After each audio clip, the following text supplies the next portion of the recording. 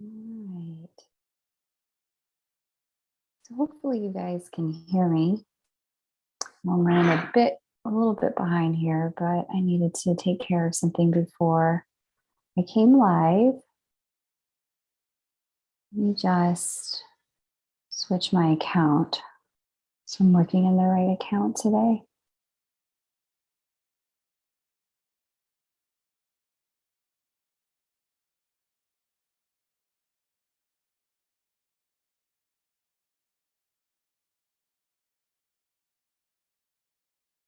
All right. Hello.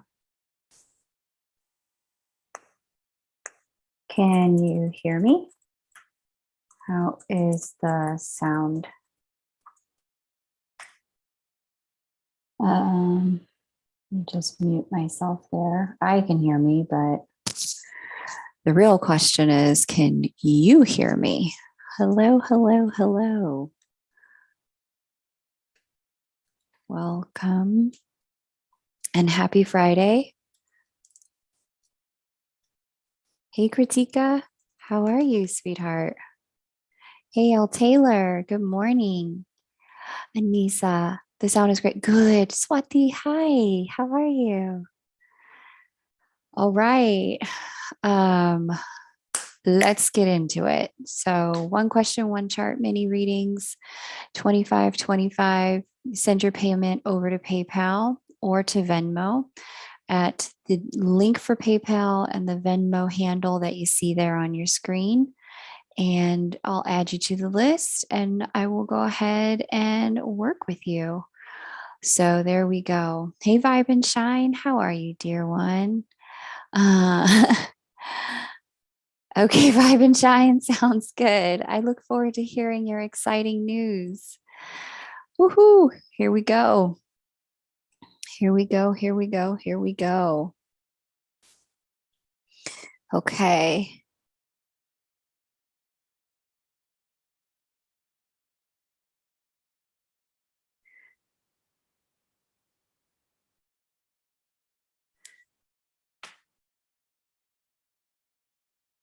How was you guys' new moon? What was your new moon energy like? You have a boyfriend. How thrilling, Vibe and Shine. Good for you. I'm excited because I know you wanted that. Good for you, hon. That's very thrilling. Yay. And after such a long time, I remember there were a lot of ups and downs. Not only were there ups and downs, but there were also a lot of downs. I remember that. Um, he's also a twin. Yeah, I figured. I've been single for 15 years. Wow. Well, look at you. Congratulations, baby. I'm really thrilled for you.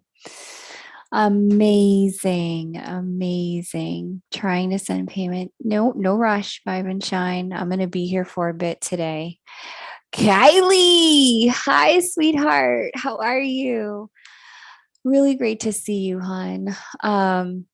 I'm still working on getting Star School out, but trust me, you're on my list to circle back to as soon as Star School is launched. I have now the launch dates and the class schedule laid out. So just let me get through it and I will circle back to you, hon. Thank you so much for your patience.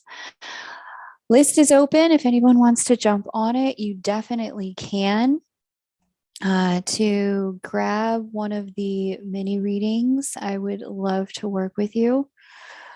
The live mini readings are $25.25 USD, sent over to at KMD177 on Venmo or the PayPal link that you see on your screen.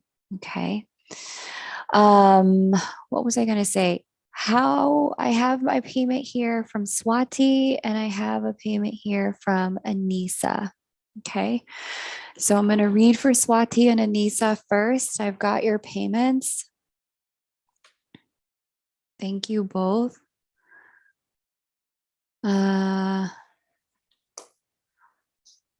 And then I have Vibe and Shine.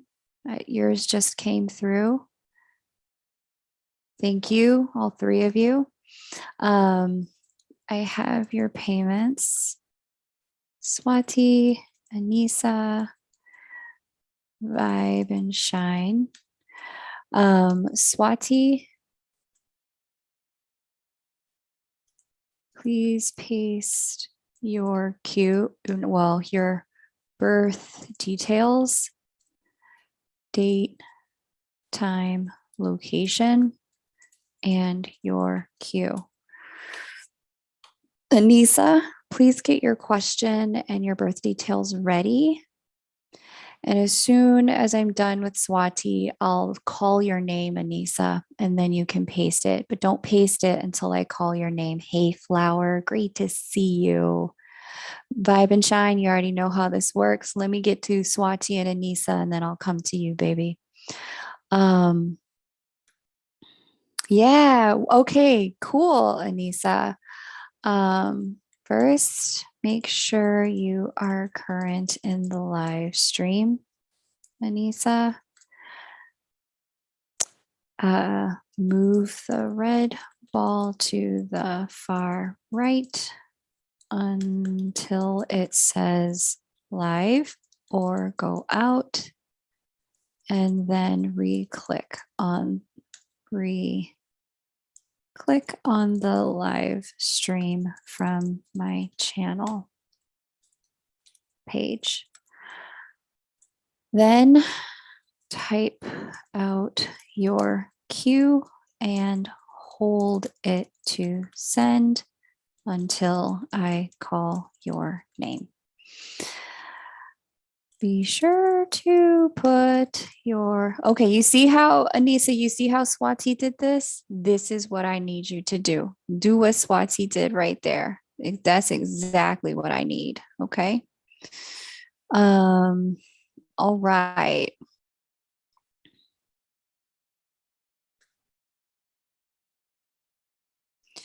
Let me get Swati's chart together and we'll share a screen while I pull her chart up. All right. Let me move that out of the way. Swati says her birthday is, where were you born? In India? And what city? Talcher.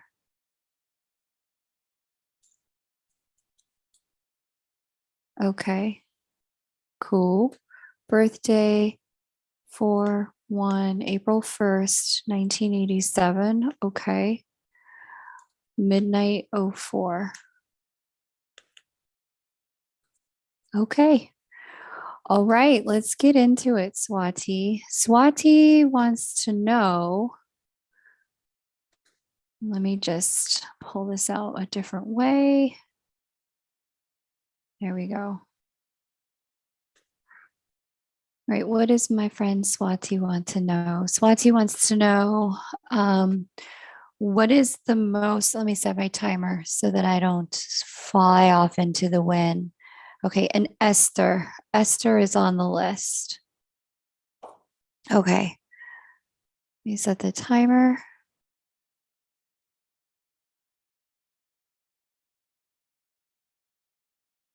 Okay. What is the most important lesson I have to learn during this time regarding my twin flame journey? Okay, Swati, let's take a look, babe. Your union with self is going to be taking place in Aries at the 4th degree. So that's really right about here. And it's going to sit right on top of your Jupiter. Jupiter represents divine masculine energy. And so, what you're integrating at this time is your own divine masculine energy. All the things that you've outward projected onto your twin as what they are, or what they're supposed to do, or how they're supposed to show up for you, or what a divine masculine does in their light. All of that is who and what you are now going to be integrating within yourself for yourself, where you start to cultivate those qualities of beingness, having your backness, providing for you, protecting Swati, all of those qualities that you would look for a divine masculine energy to do during the union window of this year and next year. You're creating that within yourself. You're sourcing it from within.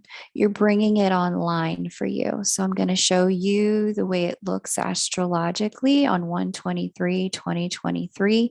That's where the divine counterparts come together in the sky at that 4th degree of Aries. You can't really see it because we've got Neptune and Vesta so close by.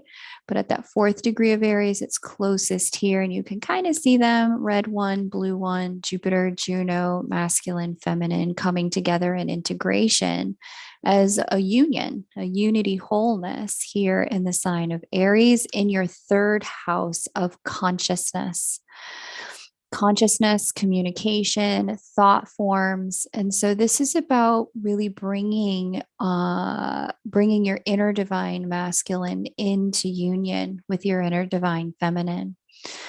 What's unique about this is that for you, this is going to amplify your spiritual gifts with Neptune in your 1st house, because it's going to speak to your natal Neptune. This is also going to bring some blessings into your world. As you do this, I see that your creative potential and creative capacity is going to amplify. Your capacity to manifest things, to call things out of the ether and place them in the world is going to be, it's already on. All of our manifestation has really kind of been on and amplifying since 2012. But for you in particular, this is really going to heighten and speed up your manifestation. So, where you're putting an effort towards something, talking about something, you're going to notice, I was just thinking about it, and bam, it appears inside of your world. And so, this is some of the process about this as well, is becoming a more conscious creator, being more thoughtful about what it is you are manifesting and recognizing the direct correlation between your emotions and your thoughts and your world and what's happening in your world. And so there's a bit of the vibe here is taking your power back, owning your power, owning your capacity to thoroughly and thoughtfully create your world without feeling dependent or codependent on anyone else, anything outside of you to do so. Okay. So it's a beautiful energy. You're probably already seeing some of this manifestation stuff come online as of last year, or sorry, this year. It's just going to get heightened and more amplified as we move into next year. And the one thing I want to encourage you to do is just be thoughtful and connect the dots, Swati, about how your thoughts and your emotions are becoming made manifest in the 3rd dimension. It's going to be really important for you to recognize exactly how powerful you are. No accidents. It's all momentum and vibration. And so you want to be curating your momentum and vibration intentionally. Okay. Thank you, Swati. I appreciate you letting me read for you. Anissa, your turn. Please paste your birth time, date, location, and cue. After Anissa, it's Vibe and Shine, and then Esther. Esther, you've been here before as well, so just give me a minute. Let me get through these two, and then it'll be your turn. Okay. After Esther, we have Kritika. So I've got your payment, Kritika. Thank you. You know how this works as well. I'm going to grab some water while we're waiting for Anissa to post. Give me 1 second. I'll be right back.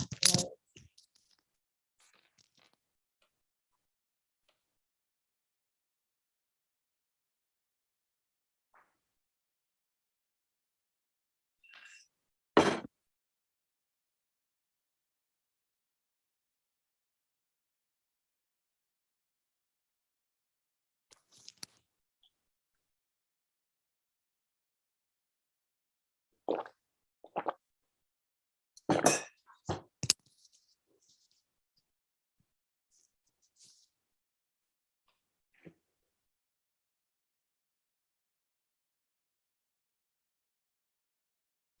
right. Thank you and welcome to anyone who is just joining.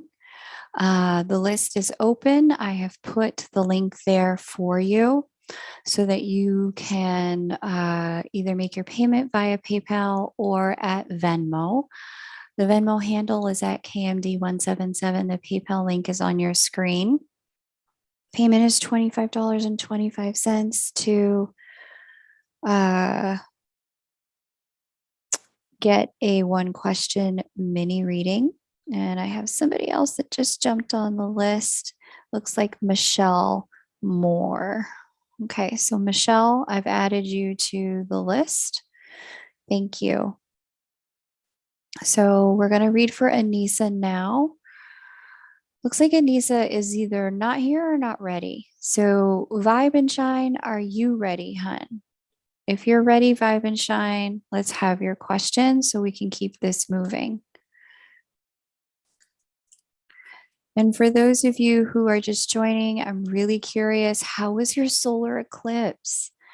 What's been going on? How was the energy this week with your solar eclipse and new moon?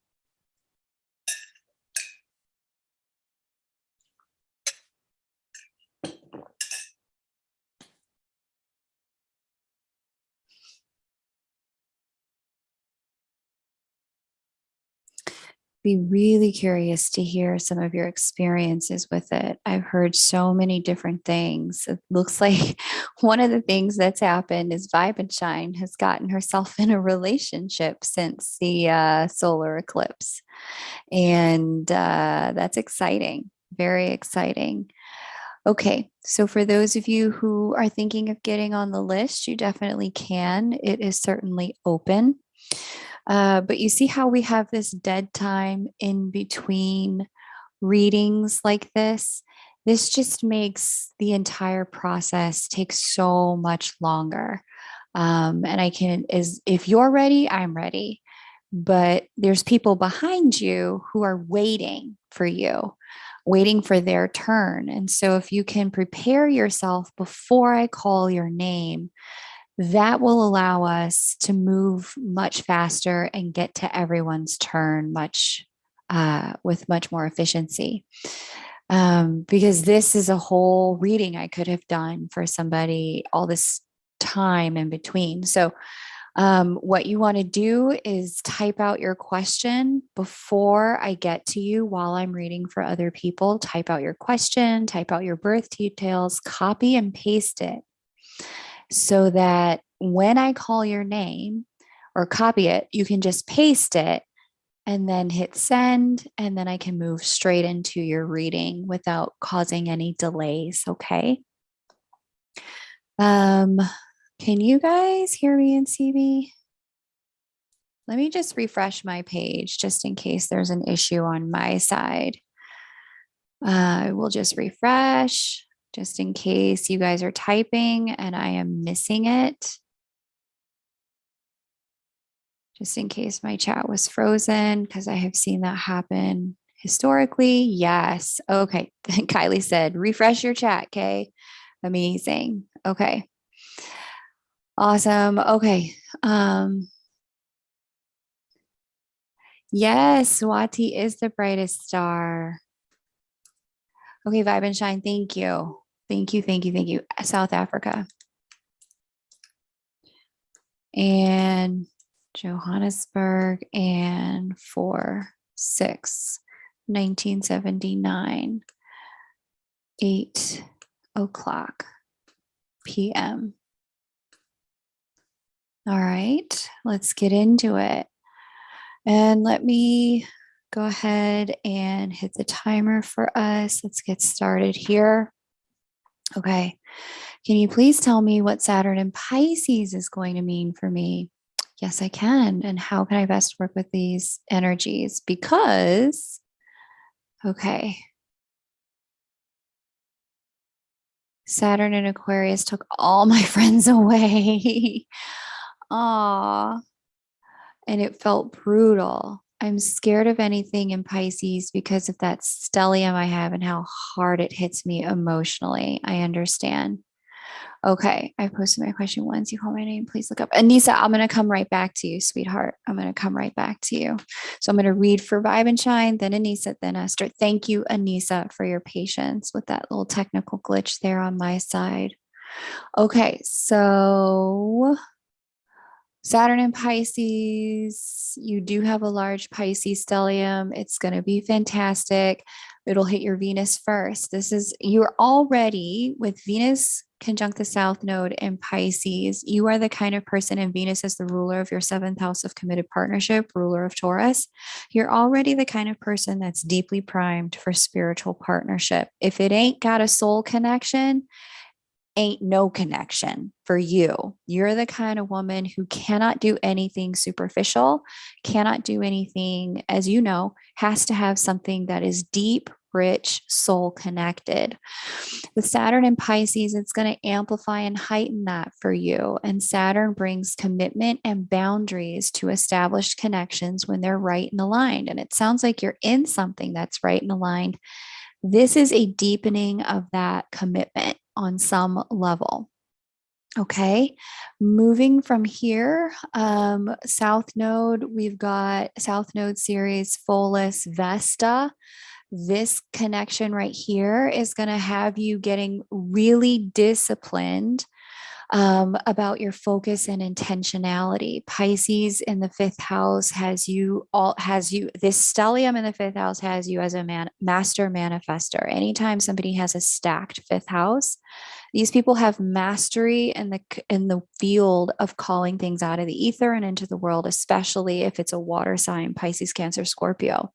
You've got Pisces here on the fifth house with a stellium. And so some of what you're going to be finding is the completion with Saturn moving through this place of past life, karma, trauma, drama, energies, frequencies, cutting those off so that you can be in the present. The fulfillment and the completion of anything that is holding you to a frequency that is not of your highest good, that is asking you to be less of yourself, not yourself, repress yourself, cut yourself off, compromise on your manifestations. Saturn's going to remove those things from your life. Okay. It's interesting. So Saturn in Aquarius, you said you lost all the friends. It wasn't necessarily Saturn in Aquarius so much as it was Saturn opposite your moon, and moon being one of the rulers here of your 11th house. There's still a little bit of solo time is what I suspect in the next 2 years, but it's because you're looking for quality, not quantity. You're not looking to be on a sitcom. You're looking for soul family. Like this isn't, Friends. I don't know if you know that American TV show Friends. You're not looking for that. You're looking for people that you can do soul missions, soul work with. And as Saturn hits that Venus first, and then your Mercury last.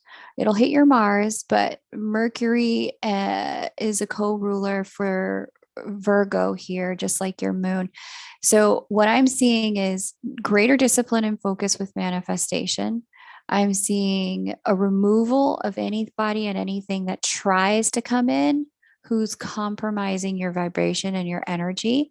I'm seeing an amplification of mastery manifestation and a real understanding of how it works. And I'm seeing relationship commitment is the next thing I'm seeing here for you. So all of this, honestly, Mama, it looks all good. As long as you're not in a rush around any of this, Saturn does move slow. As long as you're in a place where you're just allowing these things to unfold and allowing yourself to stand in your wholeness, stand in your integrity, stand in your power as a master manifester. As long as that's what you're doing, you're going to be fine, right? Thank you so much, Vibe and Shine. I appreciate reading for you. As always, congrats again on the connection. I am going to read for Anissa now. Let me scroll up and see where is Anissa. Ah, thank you, Anissa. Happy birthday, by the way. Okay, she's from the UAE.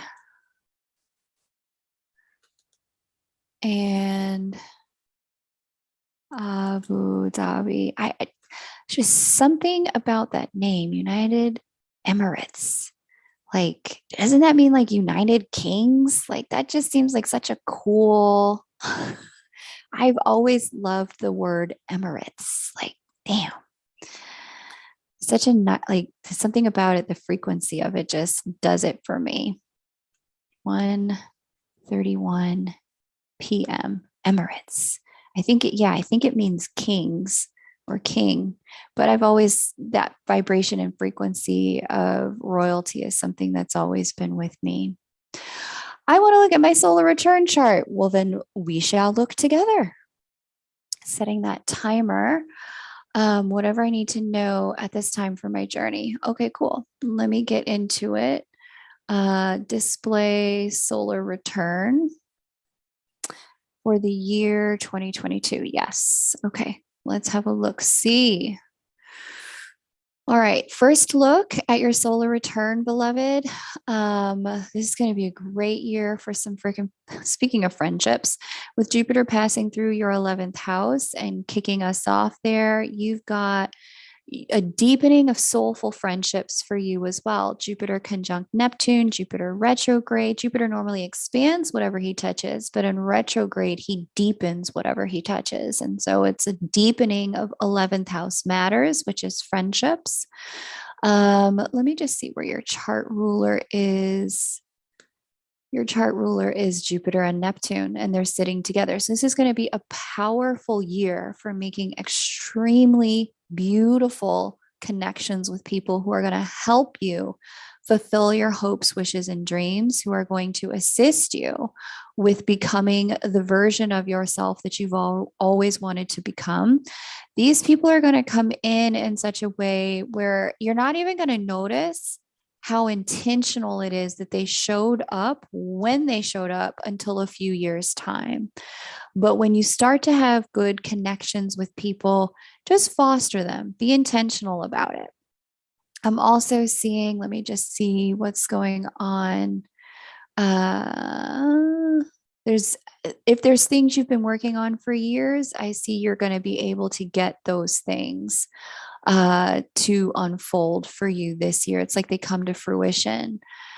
I'm also seeing this is a really good year for relationship for you, with Venus, Mercury sitting so close to your 7th house cusp of committed partnership, and Jupiter out here in the house of wish fulfillment. Jupiter ruling the 7th house during this period of time. I do suspect that for you, especially with Jupiter opposite Moon, Moon being one of the co-rulers of your original 7th house of committed partnership, I do suspect that for you, there is going to be a relationship that comes in, a relationship that solidifies, a love interest, or people taking interest in you, Anissa. So, this is really, really beautiful.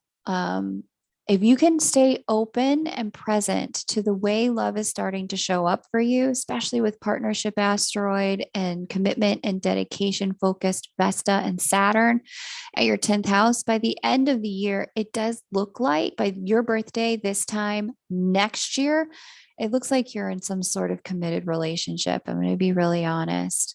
Now, the other thing that I'm seeing is work wise, this year is going to take a lot of hustle. You're going to have to put in some extra hours. You're going to need to put in, burn that candle at both ends at times. So I really want you to stay focused on, especially 6th health, taking care of your diet, exercise, making sure that you have the energy that you need in order to facilitate getting the work done, because it does look like you're at the tail end of a much bigger manifestation for yourself. And you've worked on something for a long time. It will come to fruition this year.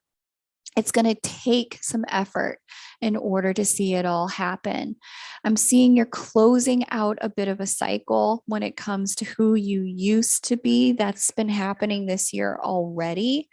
You've probably felt like the dying off and some of the shaking and depression or grief that goes with that, of some of your old ways of being, old ways of operating here on earth, old stories about who you are and what's possible for you. I'm seeing you jump, like kind of like timeline jump or quantum leap with Sun and South Node, Uranus and North Node on the 12/6 axis. This is telling me that you're closing out one chapter of your beingness. And so it can make you feel a little depressed, a little sluggish, a little slow, a little heavy.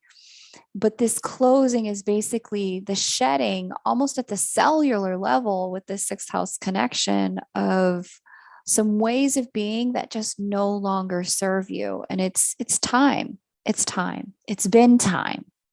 It's time for you to move into the woman that you've always been meant to become, as a light being, as a creator here. So where you need extra time to just let go, Anissa, do that. Give yourself permission to release, because there's potential in your chart that's yet to be harvested, and you only get access to it once you have let go of any stories about the past and the past's impact or dictation of who you can be and what's possible for you. It's time to shed that. Okay. Anissa, amazing. Thank you for letting me read for you. Esther, it's all you, baby.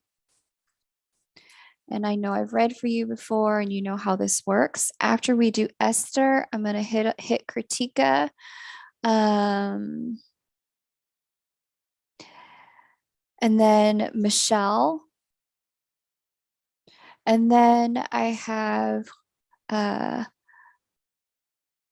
Chrissy and Joanne. All right. Esther. So Esther, Kritika, Michelle, Chrissy, and Joanne. Okay. You're welcome, Anissa. Congratulations on your journey. Thank you, Esther, for being ready to go. See, y'all know how I roll. Kritika, get ready. You've been here before, so you know how this works as well. If any of you would like to jump on the list, by all means, you can. Just paste it in the chat the way to do that. I'm reading for Esther now, but it could be your turn as well at some point. So just close out of this. Is not what I need in my life.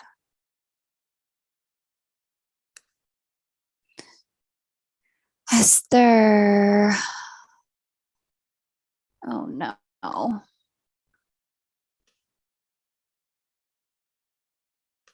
My app crashed.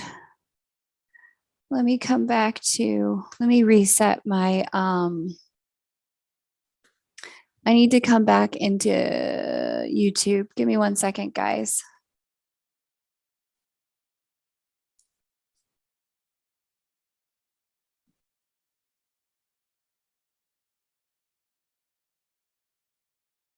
Give me 1 second.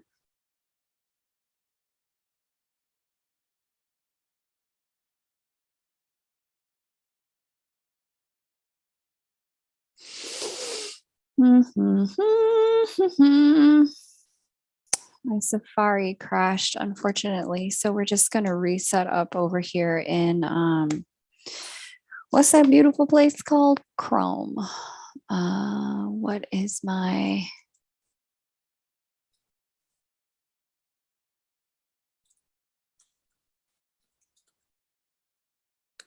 gmail.com. Let me just sign in over here on Chrome.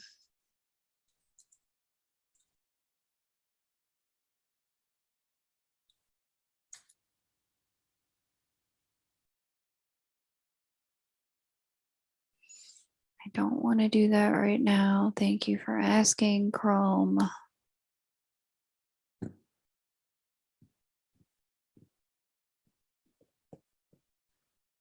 Amazing.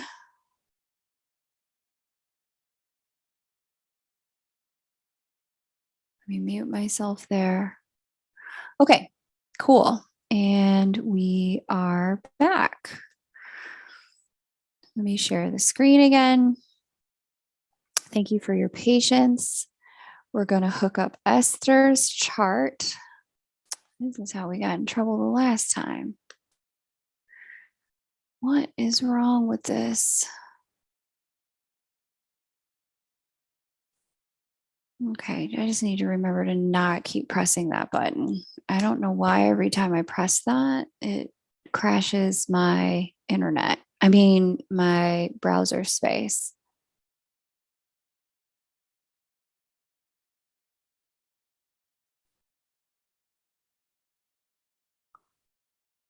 I go to my channel. Let me hit live. Let me never press that button. Oh my gosh. Let me share a screen. Try this whole thing again. Jeez Louise. Okay, let me hit this. Okay, great. Thank you, Esther, and everyone for your patience. I'm not sure what was going on there. All right, so we've got Germany, and then we've got Erlangen, and then we've got June 15th, 1982. And then we've got 3:53 p.m. 3:53 p.m. Okay, let's get into it. Let me set my timer for you, Esther.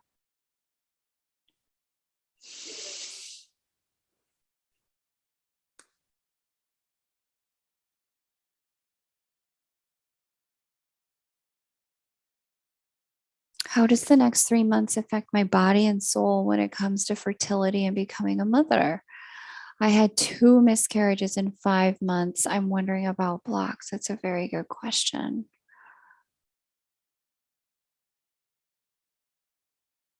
Where's your natal Jupiter? Where is your natal Neptune? When did you miscarry? Was that 2021? Please let me know, when did you miscarry, Esther?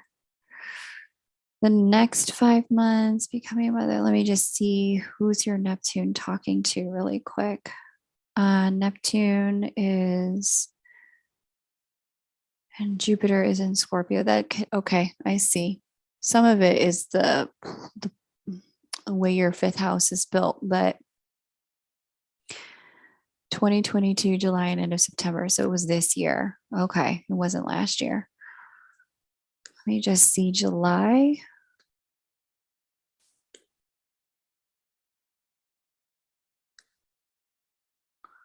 So we had Saturn here. And then let me just see, and we have Neptune here, which I think is part of the problem. And then let me see September. Let me see Ceres. Okay.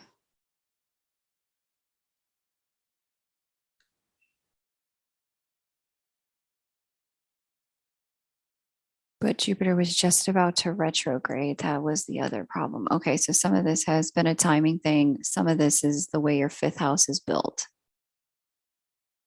Neptune not helpful, Jupiter less helpful. Okay. Yeah, all right. And you want to get pregnant in the next 3 months, 5 months? What did you say? 3 months. Let's go to now.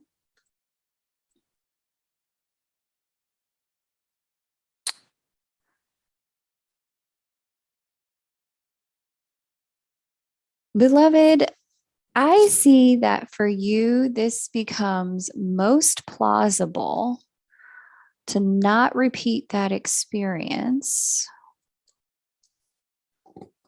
here once we get into 2023. Because where is Ceres now? This is a better position for her. Where is Saturn now?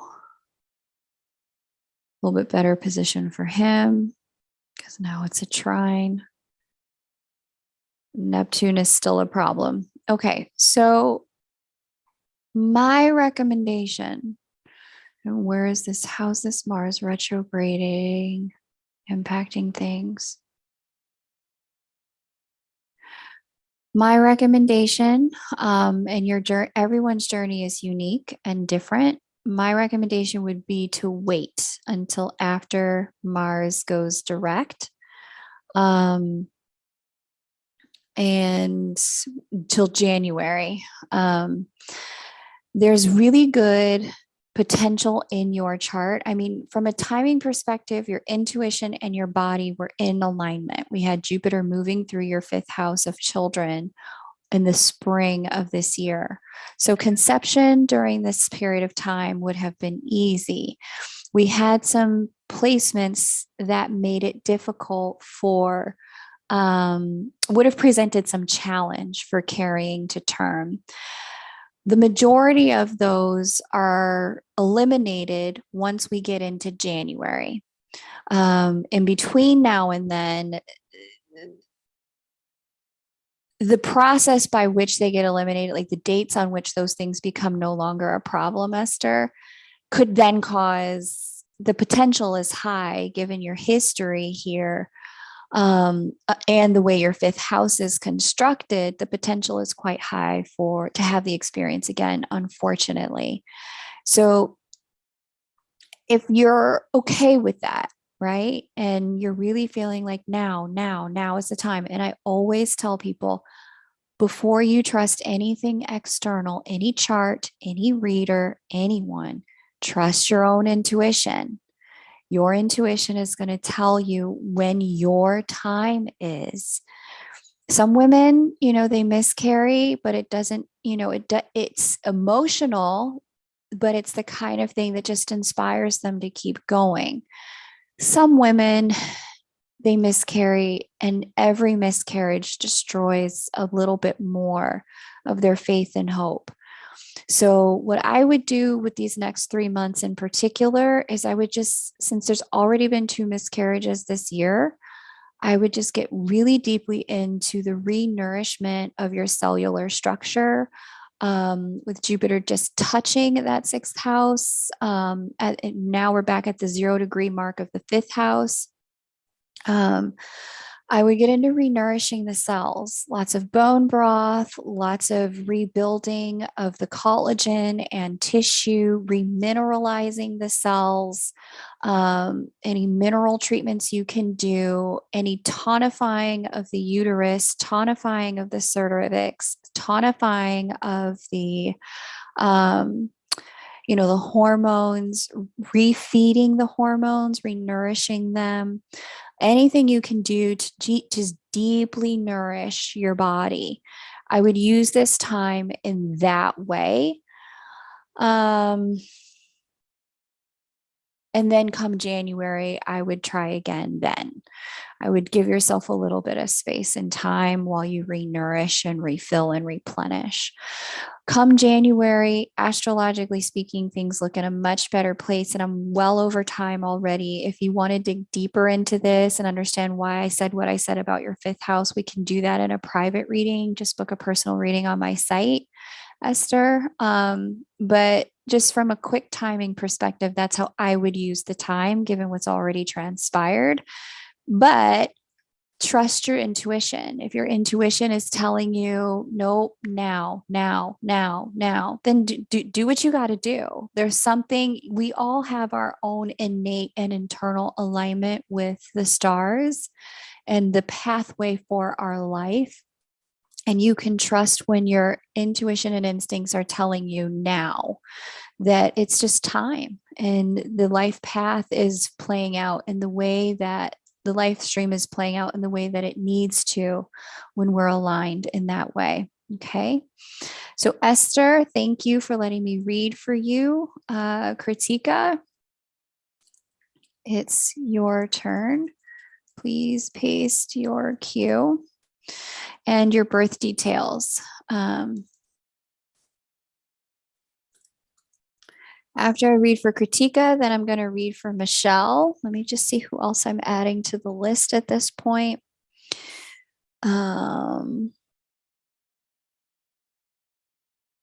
Great. Okay, so I've got Joanne, Katya, you're on the list. And who popped up after Katya? L. Taylor. Leah Taylor, you're on the list. And okay, I think that's it. Okay, so we've got Kritika, Michelle, Chrissy, Joanne, Katya, L. Taylor in that order. Now I'm going to share screen and we're going to build the chart for Kritika. Flower, hi.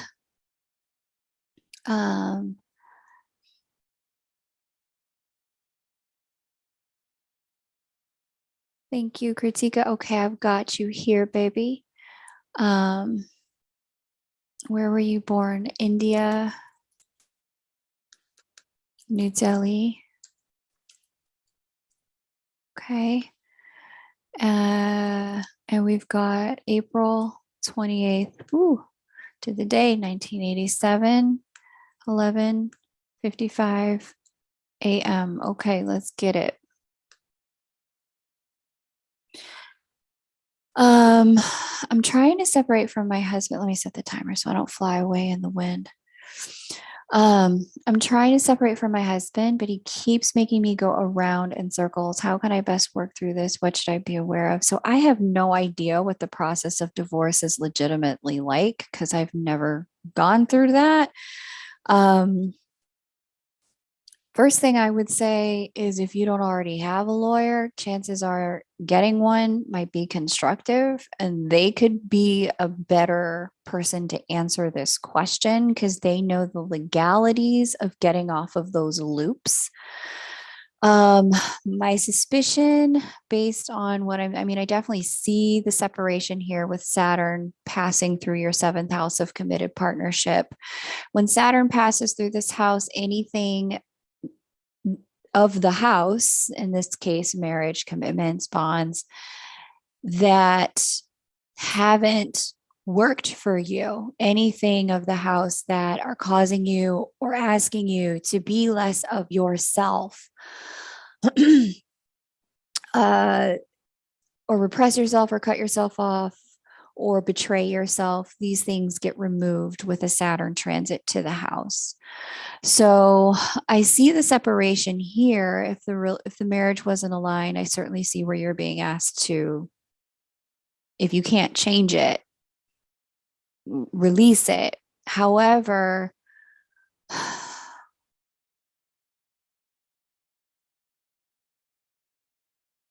what are her access points? Yeah, I don't know that I can answer this question because my sense of this, and I think one of the problems that you're probably facing with so much Taurian energy here and so much Aries energy here, and Mars and Chiron together, my sense of your personality, Kritika, is that in this moment, based on what I'm seeing, yeah, and the Leo rising, I need you to hear, how can I say this in a way that's really going to have you get it? The best thing I can say, and I don't mean this in a mean way, stop being too nice, Kritika. Stop looking out for his feelings. And I see you have that in you here in your chart, that you want to do things in a way that's all amiable and nurturing and everyone's in a good place, blah, blah, blah. But what I'm hearing, I see your nature is to do that, to work things out amicably. But what I'm hearing is that you want to do X and your husband, soon to be former, wants to do Y. You want to get a divorce, he wants to stay married. And so, because of that, you are going to need to to stop trying to take care of, and that's a huge part of your chart, your nature. You're going to have to stop trying to take care of what he wants and his needs. One of the hardest things about breakups, divorces, is that that person that we would turn to and would support and would, want to be there for and comfort when they're hurting, we've built that muscle. They're built into our lives in that way. When you're going through a breakup, you can no longer be that person's comfort. You have to give that up. And so what I'm seeing in your chart, that's the biggest problem here to work with, is that you're probably trying to hold on to that beingness. And if you can't do that, if you're trying to separate from him, you cannot be concerned about his feelings. He needs to be concerned about his feelings.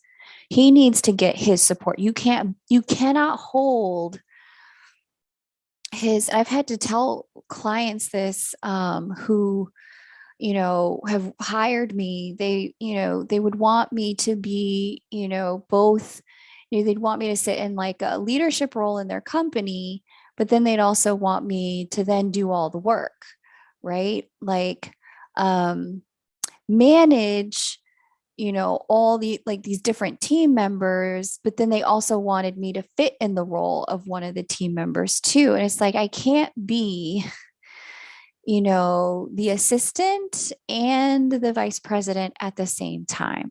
You cannot be this man's comfort and this man's ex-wife at the same time. You are going to have to choose. Either you're getting this divorce, and that also means separating from being this man's comfort, or you're going to remain this man's wife. You need to decide which it's going to be, Kritika. And that's how you work with this energy.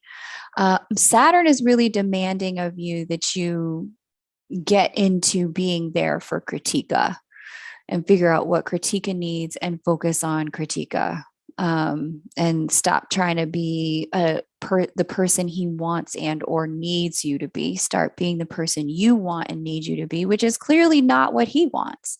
And that's okay. It's okay to not be what this man wants or needs right now, because you need something. It's okay to be what you need. Permission slip written, signed by K Moon. I'm going to need you to also sign it as the adult parent of yourself in this situation, and then take appropriate action. Okay?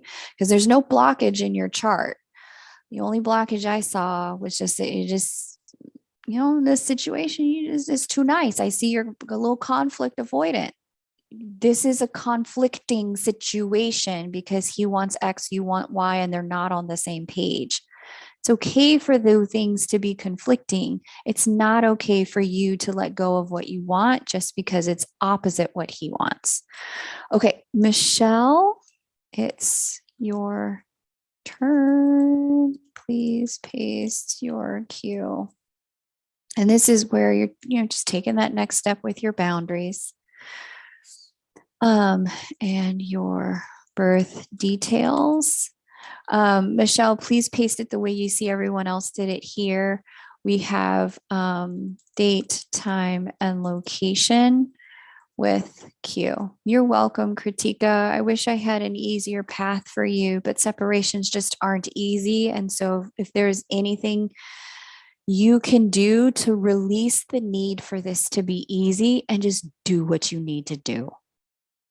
That's all there is here. Just stop needing this to be easy. Stop needing this to feel like we're celebrating a birthday. It's not that. This is hard. Let it be hard and do what you need to do.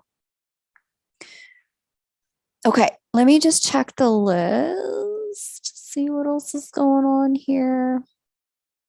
Okay, cool.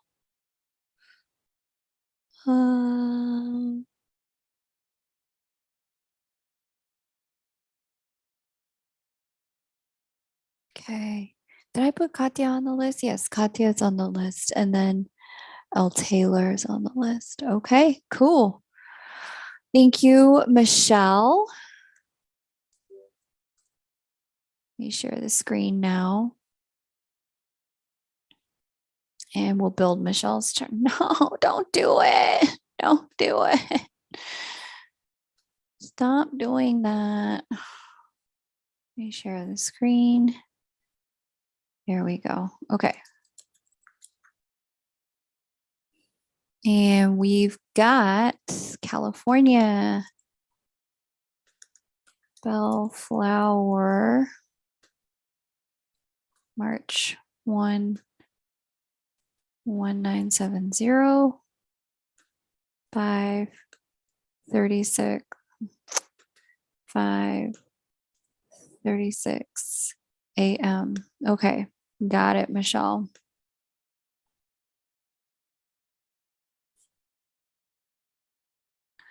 March 1st, 1970, Bellflower. Okay. Where's your question, Michelle? After I do Michelle, Chrissy, it's your turn. Please get your question ready and your birth details to paste so that the minute I'm done with Michelle, it can be your turn. I'm just gonna refresh my screen here just in case Michelle pasted and somehow the chat froze, which we've had that problem once today. So I just want to make sure that I'm not missing anything from Michelle. Nope. Okay. Great. So we're just waiting on Michelle's question. Chrissy, Joanne, please get ready. You two are going to be after Michelle. Probably because it's too long. You may have to shorten it.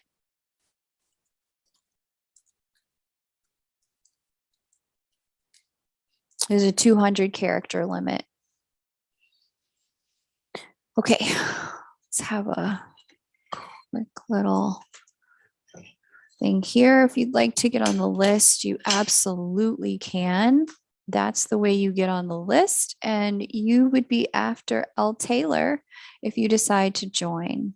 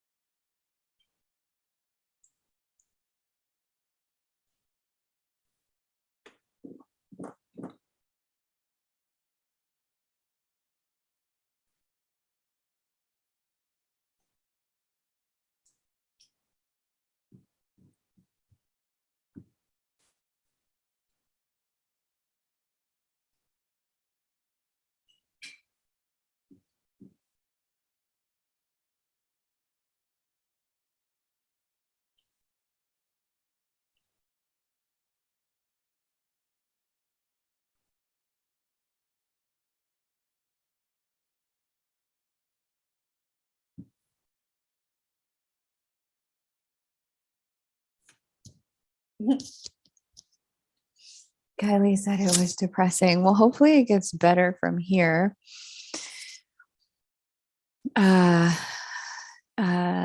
Deet 313 says it was good. It lifted a lot. You're welcome, Michelle. No problem. I can't tell you what to do with your connection, but I can tell you what the invitation is on the table for your lesson in love right now, if you're open to that. What you do with that connection is up to you. Flower is sick again. Oh my goodness. Yeah. Debt 313, it will be. It definitely will be. Okay. Your seventh house of committed partnership and romantic connections is ruled by the sun. The sun sits here at the 10th degree of Pisces. Dang. Okay. Well, with Nessus here, it's going to be hard to let go of anything. I'm going to be real honest with you. And with Juno here, yeah, I see the difficulty, the dilemma you're having. You're not in a season of love in your chart. yet love is all that's on your mind. That's the problem. When I have seen these kinds of transits unfold for people, what tends to show up is that there are some, you're being yanked toward a connection, a person, or love because you're in a love classroom that includes a lot of mirrors. There's something for you, especially with so much going on in your first house right now, opposite your seventh house. Seventh house is committed partnership. First house is your partnership with yourself, the first partnership, who you are, getting an agreement with yourself and how God made you. This energy here is asking you to start the process of figuring out who you are, why you're in the place you're in love, what needs to heal, what needs to transform, what needs to be created in terms of your power and your mastery with the lessons that you've learned in love so far. This energy is asking you to step into integrating the love that you have felt thus far. It is not asking you to take any action on the connections that you're in at this time of their own. This energy that you're feeling has nothing to do with another person. In fact, it has everything to do with the way the connection to another person has opened up your capacity for love, opened up the deepening sense of who you are, opened up your union with self, your union with the divine, whatever your God concept is. And so, as this opening is unfolding, it can feel like there's an attachment, especially with Nessus in the mix, I see there, to a person that's suffocating, but you're being drawn not to the person, but to the connection, because what you're actually being drawn to is the experience of divine love. You're being drawn to the experience of divine love connecting you to you. And so I know it's tricky, and I explained this one other time. And so I'm going to, I really only said it once here and once on my channel, but not everyone's heard it. So let me just give you a little visual. Okay. So here you are, la, la, la, living la vida, l'amour, right?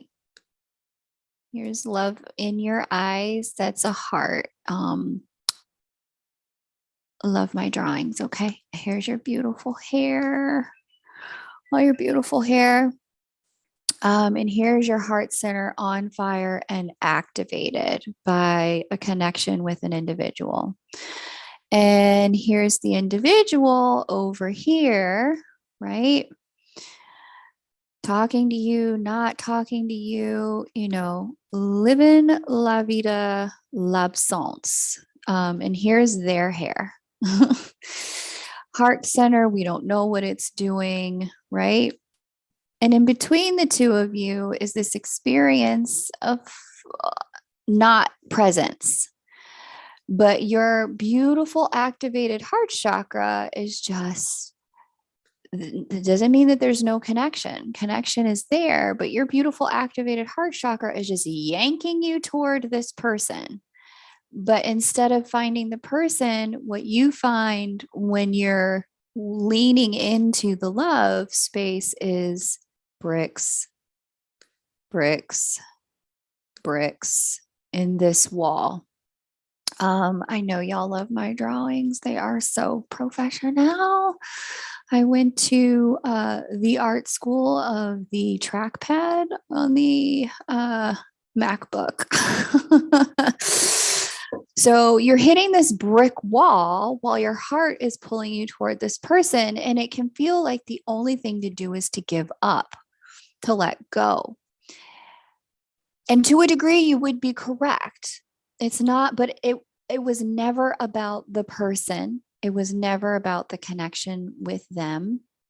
This was always about getting yourself into alignment with taking this big, beautiful, activated heart center and starting the process of removing these blocks that you have. This is your past life trauma. This is some childhood nonsense. This is unspoken words with your parents. This one right here is an ex who did you wrong and you never let go of that. You're hoping this situation just rewrites it. Over here is that sister that you didn't do right things with. This one is the thing that this one needs forgiveness. This is, like the Disney dreams that we were all sold about love. So you see that there's all this nonsense in a bricks between you and experiencing love fulfilled. As you begin to remove and heal this stuff, this wall begins to dissipate. And what you begin to realize is that that big, beautiful, activated heart center that's pulling you toward the connection is actually pulling you out to the whole world. And it includes this person, but the love isn't limited to this person. And so this yearning, this yanking, and this hitting this brick wall, it has a purpose, and its purpose is to help you evolve through the connection, not discard the connection. And that's what's going on here between your 7th house and your 1st house, beloved. Okay. It's this request to be able to, foster a deepening of love anchored in your life and doing what must be done to remove any blocks between you and the perfect embodiment and conduit and expression of love. Okay. Flower says, yay, picture time. I hope that helps, Michelle. But yeah, there's no action I'm seeing in this chart on the connection. I'm seeing there's action in your selfhood and becomingness. Okay. Because there's so much activity in the 1st house. So hopefully that was constructive for you, Michelle. Let me know. I love you guys' emojis. Chrysilla says, adorable. Chrysilla, it's your turn. So go ahead and paste your question. Det 313 says, this is me too. It's at some point, it's all of us, right? It's all of us. You're welcome, Michelle. I hope that provided. It can feel like it's about the person, but it's never about the person. Widen your aperture. Take in that this has something to do with love itself and you becoming the conduit of love, not them being the object of love. As long as the other person is an object of our love, we are not the full conduit expression of love itself. It hasn't moved through us. It hasn't integrated all the way yet. Once it fully integrates, there's this energy and this vibration on the other side of working with those bricks. Chrysilla, please paste your questions. It's your turn.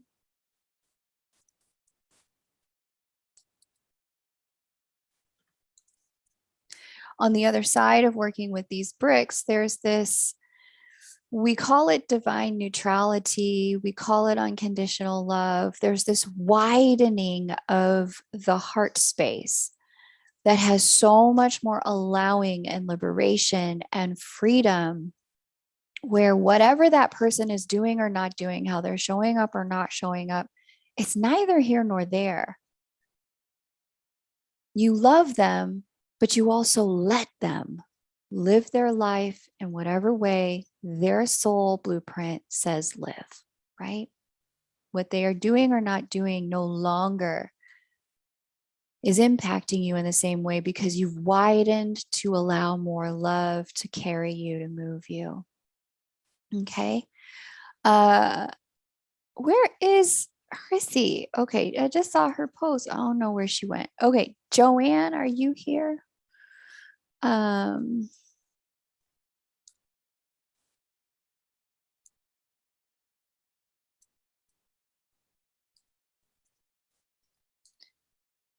Okay. Joanne, get ready. As soon as I'm done with Chrysula, it's your turn. Please wait to post until I call your name. This has been a total blessing this morning. Right on, Michelle. Woohoo! We will take it. We like blessings up in this joint. We will take it. All right, let's talk about sharing screen again. Object of love versus conduit. I love, yeah, man. Object of love is I can't take in any of the love. I have to give it to them. And if they're not there, then and all the words that go with that sound. Conduit of love is I'm taking it all in. I'm letting it transform and change me. I'm opening to more and more of it. And it's not just like hitting me and then boomeranging out. It's hitting me and moving through me. And I am receiving all the love sensation and I'm opening up to wherever there is more love here on the planet to share, to give, to receive. All the love spaces, I am integrated with them all. Right? So, yeah, I mean, you gotta love the way this twin flame shit works. Okay, let's talk about it. Well, it's a love season, Kylie. I mean, you're darn right to identify that. Kylie is so astute. She's always paying attention. But yeah, it's definite. We are in a season where a lot of people have this on their mind, where they're, just trying to figure out their relationship to love in different ways. And a lot of us, not everyone is choosing, the divine love path. Some people really do want it to stay localized to a person, and that's okay. You can do that if that's your jam. But many of us are being called to something much bigger via the experience of divine love. And so, where that's happening, there's just a lot of opportunities to connect with Source, to connect with the soul family here on Earth, and to become leaders in love here on Earth. All right, let me get that timer going. Chrysula says, I decided this new moon to move on from waiting for my DM to open myself up to new soulmate love. Very good. What do you see around true love for me? The love boat. Kylie's like, I am just existing. But I send good vibes to the lovers in the chat.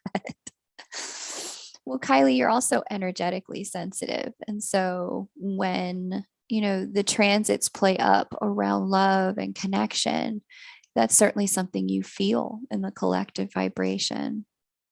So it's always great to have you here, sweetheart. When it comes to love for you, this Mars retrograde energy in your seventh house, Chrissy, is talking specifically about going back to something. Let me just see what we're going back to. We've got conversations going with Juno, an old partner. Interesting. And Mercury, some old thoughts. Interesting. We're not going to get by square that far, but Mercury is the ruler of your seventh house. Okay. And, okay, Chiron return. Big mommy energy right here. And Uranus North Node. And the Earth. I really like this. Did we pass it? Oh, no, we're getting to it. Oh my gosh. Okay. Manifestation Central, girl. Okay, let me give you right now. Right now, Chrissy. In your chart, I love this fifth house combo. The people who have the Taurus fifth house, like y'all, this is your moment. If you got Taurus, mid-degrees Taurus on your fifth house of manifestation and creativity, this is your moment to call stuff in. Oh my gosh. So, yes, I see this release of old dreams, letting old dreams go, letting attachment go. And I see this calling in of the new, calling in of nurturing and newness and support. And it's like a creative, nurturing thing. Earth is the only planet out of all of the planets and asteroids, its vibration and frequency is manifestation. That's what Earth brings. North Node is the new path, the new lessons. Uranus is the divine spark. You got this combination in your house of manifestation. So, mommy, I want you to start acting as if, writing new meditations. There's going to be a little bit of review time about what in the world. And so this is your mastery lesson. Oh, I'm excited about your chart, Christy. This is so good. Okay, this is your mastery lesson. Your job during this next several months is to do two things. Number one, get super conscious and clear until about specifically what it is you're trying to cultivate and create. Write it down, practice it in the mirror, say it out loud as affirmations. When you're on the treadmill, repeat it to yourself. Anything you can do to get it into your body, your physical body. Sometimes, with people with that earth fifth house, any of the earth signs, you've got Taurus. Taurus is specifically the body. Take a kind of eyeliner pencil or lip liner pencil, white, black, red, I don't care what color. Write it on your body, what it is you're manifesting for yourself. Let it soak into your cells, right? Whatever you can do to move it into your body, because this stuff is going to pop out on the other side as we get into 2023. Love stuff is ready to pop out for you. What you're also going to be doing with this Mars retrograde is getting into, okay, now let me just see what I'm a master creator. I created this experience with this person. What would I have A, learned? Gemini is learning. And B, when I'm looking at having created this, not only did I learn a lot, but there are some things in here that went the way that my heart didn't like.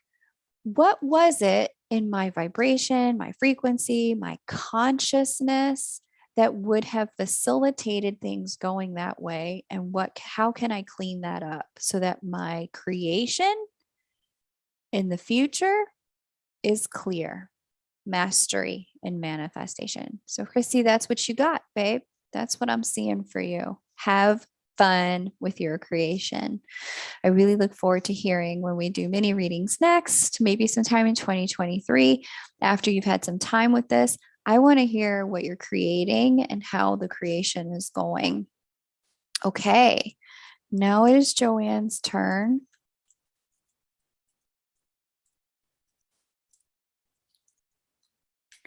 We're going to read for Joanne next.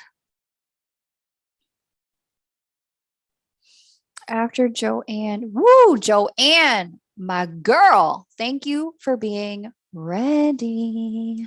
I really appreciate that. Way to get on the list is right there. If you want to get on the list, you can. I'm reading for Joanne, then Katya, then L. Taylor, and then it would be your turn if you decide to make your payment now. All right, let's see. Baden-Baden, Germany.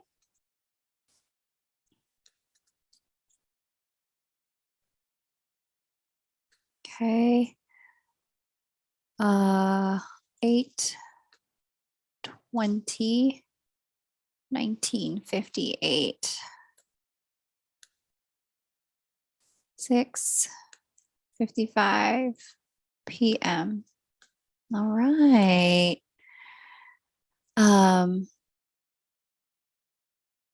Cool. Okay, so after my dear Joanne, it's Katya. Katya, please get ready.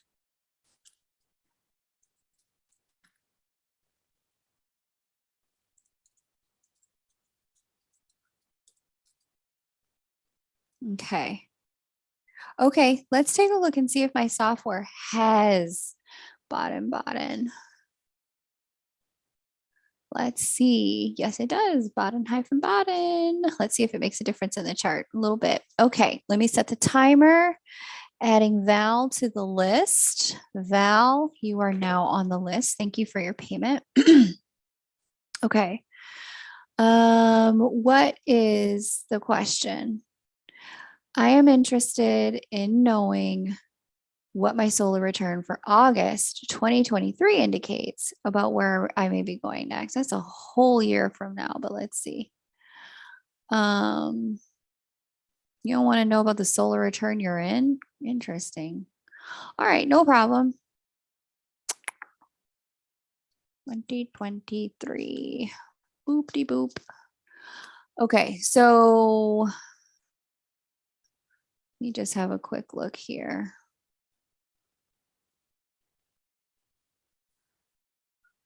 And we are dealing with 8, 20,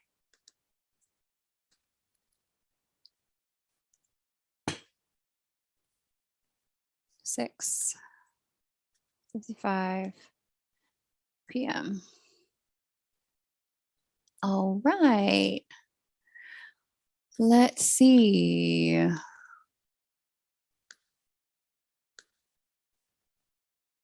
Yeah. Okay. So right around this time next year. So not now, but next fall, next late summer fall, it does look like you step into a really big season for love. We've got Jupiter, the opportunity bringer and expander, uh anchoring here on in the 7th house for your solar return chart. It's hanging out here on top of your natal Mars by transit. Mars being the ruler of your 2nd house of earned income. Some money stuff looks like it comes up for you and brings in some really great financial prosperity and possibilities. This Jupiter is trine Mars in the solar return chart. And so, yeah, this is going to be about money, wish fulfillment, making more, earning more. I don't know what you're working on financially now that would make this happen, but it looks like the setup is as we get into early next year. I'm also loving seeing that. Let's see. Yeah, we've got a stellium here in your 7th house as we get to your birthday, which confirms that. I'm also seeing this career thing. There's some career visibility that goes down for you. Is that mirrored here? So we've got Jupiter kicking up, 27th degree of Libra.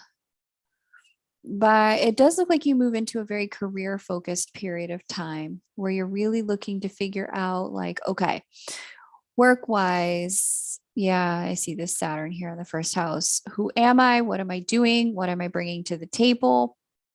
What matters to me? Who matters to me? What message am I putting out there? There seems to be a period of time where work is taking up and consuming a significant amount of attention and time.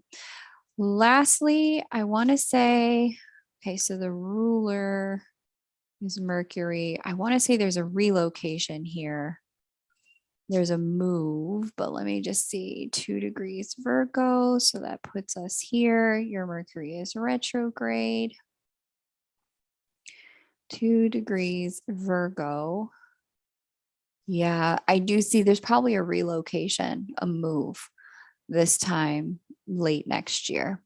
It does look like something comes up where it's just specifically, it looks like an outgrowing of where you're living at right now. Let me stop the timer now. It's going off. It looks like you've outgrown where you're at now. And it's just time to move on to the next thing in terms of where you're living.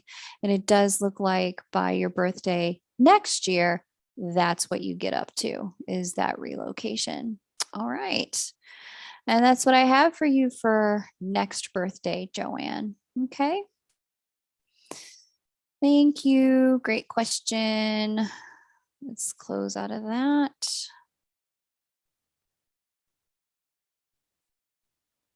Okay. Katya.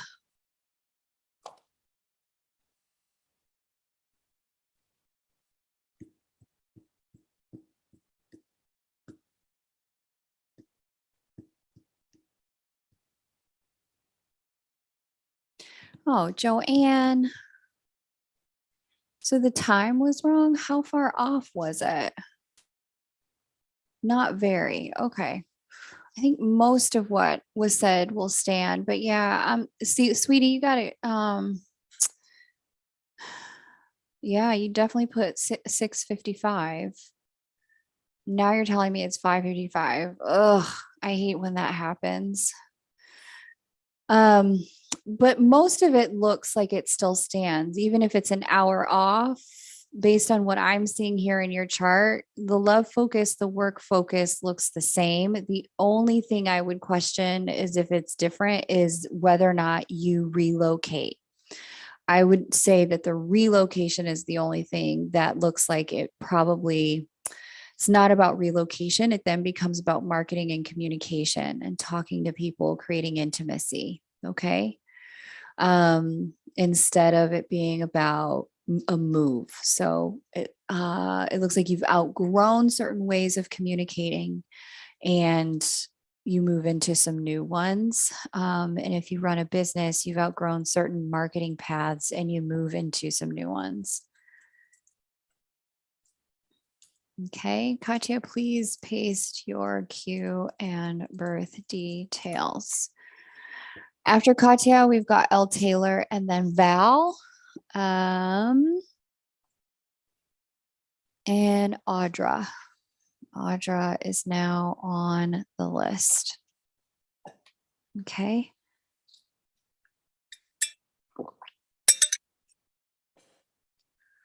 Okay.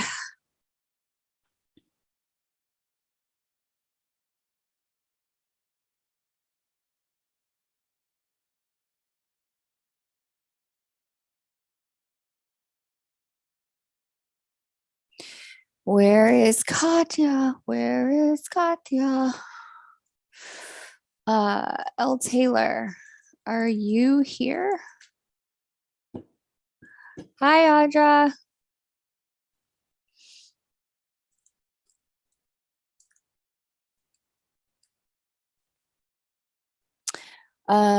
So Katya, L. Taylor, Val, and then Audra. Oh, let me just see what else is happening here in the chat. So Flower met William. We initially met in June. Fear kept me from connecting. We ran into each other again Tuesday and I looked horrible. I hoped he wouldn't recognize me. I'm sure he didn't look as bad as you thought. Oh, nice. Well, that's exciting, Flower. So are you and William going to connect? Are you going to hang out? What? I mean, you just cliffhanger. What's up with that? Don't leave me cliffhanging. Flower, let me know. Let us know what happens next. Okay. I'm great, Audra. Thank you. Just waiting on Katya or L. Taylor. Neither one of them seem ready. Val, are you here? If Val is here, we will move on to Val and then to Audra. Okay, Val, please place your question.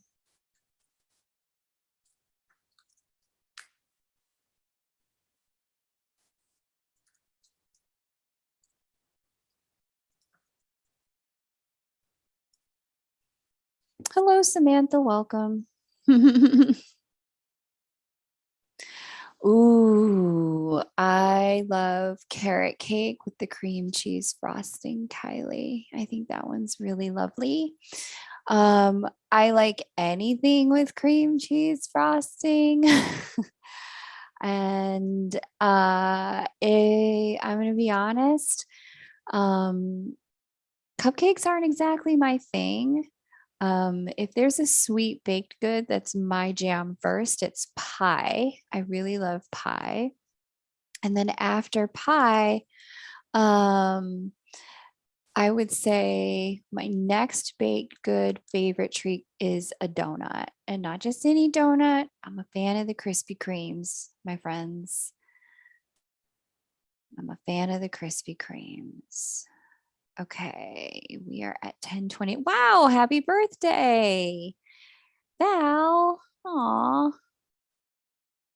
10:27:89, 8:30 a.m. Okay, cool, cool.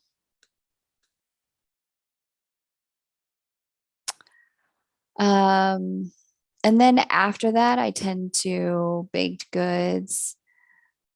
I'm not really a baked goods person. I think I like cookies after donuts. And then after that, it's the cakes and the cupcakes. The cakes and the cupcakes I've just never been a really big fan of. But yeah, pie, donuts, cookies, cakes and cupcakes in that order. Somewhere in there is muffins. Even before cakes and cupcakes, I prefer muffins. Yeah, I prefer muffins. Okay, I just said, okay, wait, let me get Val's got a whole story going on. Um, Samantha, thank your lucky stars. My dentist would be grateful if Krispy Kreme left the city. Val says, it was my birthday yesterday and it was sabotaged by a jealous drunk person. Oh, so unfortunate, who took my cake, blew out my candles, and demanded that everyone sing to her. Wait, Val, what? That sounds like something off of a freaking TV show. Are you kidding us? What? I decided to respond by leaving immediately with my beautiful cake that my friends had thoughtfully bought instead of reacting and shoving her face in the cake. Well, Val, that would have really solidified the sitcom nature of the situation if you shoved her face in the cake. So that was, I understand why you departed in that way. Um, I hope you feel better, Flower. My day was ruined and I cried the entire day because I didn't know someone hated me so much to be so evil. Okay, Val, listen, honey, that's where you're slam the brakes, baby. This woman, her behaviors, and I need you all to hear this, whether it's your counterpart, your parents, your children, your teachers, your friends, you're not friends. All of their behaviors have nothing to do with you. Her behaviors, Val, had nothing to do with you. This is all about her level of consciousness. So you're going to tell the story, this woman hates me, you're going to build yourself more pain. If you can tell the story, this woman's in a lot of pain and it doesn't serve me to be so close to someone who's so unresolved about their pain. You're going to get yourself some liberation. Val says, I would like to know if this is the energy that I should be preparing to transform or shield myself from this coming year of my life. Very interesting. Okay. Oh, Samantha, I forgot about croissants. Oh, they're up there. Let me see. They're number one with pie. I have one A and one B. It's pie and croissants. They go together. Oh my gosh. Oh my gosh. I'm thinking about croissants. Even before cake, waffles and pancakes are in there. So I'm going to answer your question, baby girl. And I'm going to say right now the answer is hell no, Val. I've set the timer. No, this is not the energy of the year. Um, not at all.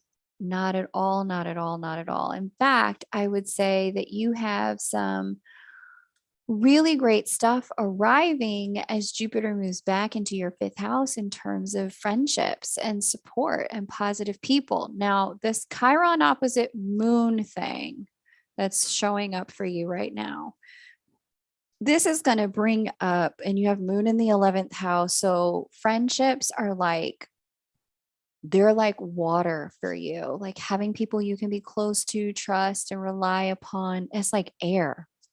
And so I can imagine this really just, whoo, it just put you in a place of like heartbreak because you from your level of consciousness, no matter how you felt about another person or yourself, would dare to do something like this. It's just not in your nature. And so what's coming up with a Chiron opposite moon transit is a period of time where there's some the sense of like abandonment, some places where you may have felt abandoned by certain people. That kind of stuff is coming forward. Now, let me just see what's going on with this Mars and your Venus, because these would be about the open enemies. So let me just see who's talking to who here. We've got a Neptune square. We've got Saturn. Okay. Yeah. And here it is. You've been on a learning curve, my dear, since the beginning of this year about your boundaries, Val. Um, Saying what you need to say when you need to say it so that you feel safe in your world. And my suspicion, I don't know who this girl is that showed up at your party, but my suspicion is that the vibe and the frequency hasn't been there for you and this woman for you in a long time. And so I don't know if it was the kind of thing where she was just a rando at the restaurant that you guys were at, but the way you described it made it sound like she knew you personally. This is a boundaries thing, Val. And so one of the lessons you're being asked to step into, and you have been being asked to step into, is that with people in your life who behave in ways that really undermine you, who can't be supportive, who can't be co-creative. Number one, these people are going to be exposed with Chiron opposite moon. That's happened. And it's been happening since the beginning of this year. However, what's also about to go down is Val having Val's back and saying, no, bitch, this is not how this goes. Like at that point, like there's some like real physical boundaries that need to start unfolding in your life called, we don't invite people like that to our parties anymore. I don't care how many people like her. I don't like her, and it's my party. There's a real like coming into ownership of what you will and won't have in your world. It's a large running group, and there are a few women runners, so I know her, but she is an acquaintance. Which, okay, that's fine, Val. But I think the thing that you really want to start paying attention to is when it's the right thing to do to be, quote, a part of the group versus when it's the right thing to do to like really have a curated group of friends around you. I, it, it's nice to be part of the group, Val, but with all that Libra energy, you're a friendly, open, loving, kind, generous hearted person. And with the Scorpio rising, yeah, what Flower said. What Flower said. That Scorpio, right? You need to let people know some shit's just not okay. I don't know how she behaves at practice or, when you guys are out running together, but you're in a place now where you're being asked to set some better boundaries for yourself. And that's why this came up. It wasn't about her hating you. It was about you coming into a place of being clear about what you will and won't have in your world. And so, energy for the whole year, probably not, but lessons don't go away. They get louder until we integrate them. Do what thou will with that. Okay. So, who did I just read for? That was Val, my love. I'm sorry that happened, Val. That was like really shiny. Um, well, that's the thing. And this energy, Kylie, problematic people and Samantha, problematic people are being exposed for what and who they are. There's the truth is like, and this is why the title of the new moon lunar update, the solar eclipse, was like raw truth. You just can't unsee some shit. Once you've seen it, you're like, oh, okay, I see how it is. There's some people who are getting really exposed for who and what they are and the level of consciousness that they're at. For those of us who have been doing the work, like you can continue to do the thing you need to do on your live stream, hun, but you can't continue to do that in my world and in my space. Some boundaries are necessary here. I need to polarize myself into a space where there are people who are at a different level of consciousness. So she's got her lessons too. I'm sure she probably got somebody probably told her something. And I'm sure this is not the first time she's behaved like that. I'm also sure she's probably lost some friends, some lovers, and alienated some family because of behaviors like that. But hurt people do hurt things, right? Again, not about you. Do not take this personal. This is a reflection of that girl's level of consciousness at this point in her life. And there's some real unresolved trauma and wounding there. Nothing for you to do about it, but stay clear in what you're cultivating and make appropriate separations. There's been such few interactions. I had no idea she was capable. Yeah. Kylie's boss cursed at her. Oh, Kylie. Hell to the no. Okay. Did Katya ever come back?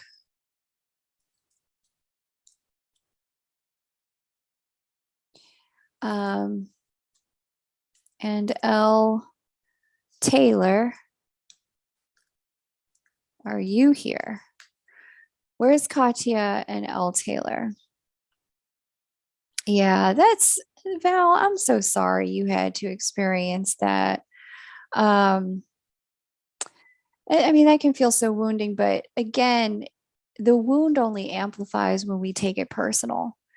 Um, and when we don't stand up for ourselves about what we will and won't tolerate in our space. So there's probably something that needs to be said so that you are broadcasting to the universe. We don't play with the people who behave in this way. Okay, and I don't see L. Taylor either, Kylie. Well, Audra, are you here?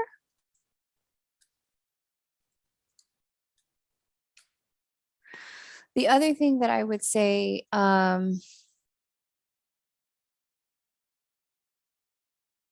is that this is going to live as a story of wounding in your heart based on what I saw in your chart, Val. If this happens, but you don't say anything, if you don't say anything, then what ends up happening here is the memory continues to echo and reverberate that somebody ruined your birthday and it was and now this is why you don't invite people to your birthday or why you're so persnickety about it.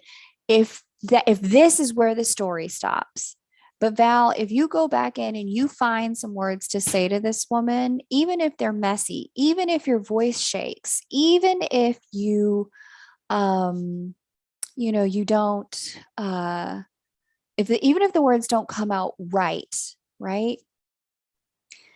if you just say something, then what gets imprinted at the soul level is that you stand up for and protect Val, as opposed to what gets imprinted at the soul level is birthdays can be violated, so I have to be very careful because I can be victimized even on my day. Take it the step further. Find something to say that takes that stand for you and that stand for love and that stand for light that really says, hey, I know you and I don't know one. Here's what I would say. I know you and I don't know each other very well, that we're both part of this group, but I found that behavior absolutely unacceptable. um, for every reason that you wouldn't want somebody coming to your birthday party and doing the same thing to you. And so I don't know what caused you to do it. I don't know, why, but I need you to know that that kind of treatment of me it's just not going to work. And so whatever your beef is internally that caused you to do that, I need you to deal with it. We're both in the same running group. We're going to continue to have to interact with one another. But please know, I need you to keep a wide arc until you've dealt with your stuff. I would probably say something like that. Um, that or, what I have seen myself do in the past is let myself get so imprinted by it that I would then leave the running group.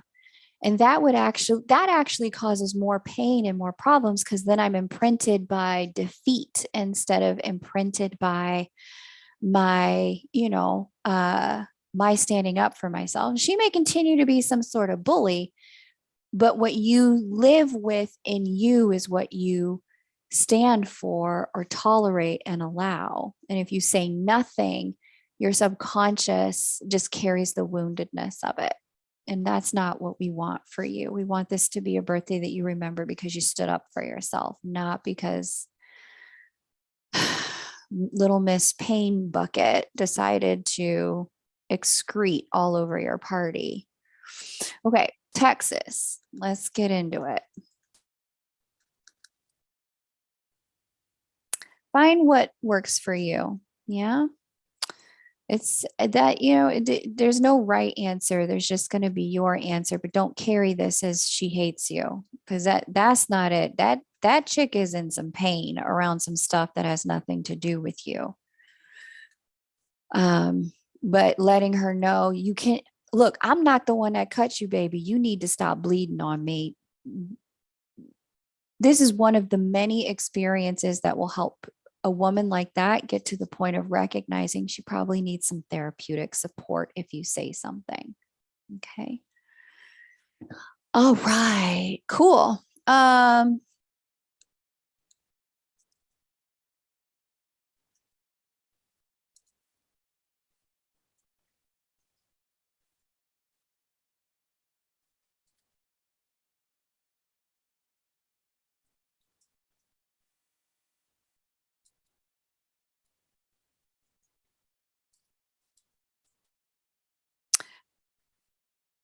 Happy birthday, Val. Happy birthday, baby. Okay, what's Audra saying? Let me see. What is coming for me in 2023? All right, let's see.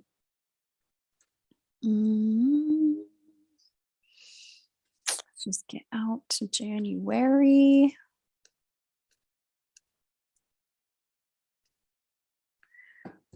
Okay, let's see.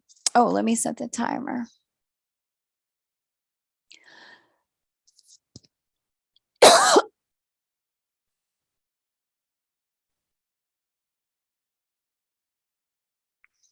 Mm-hmm.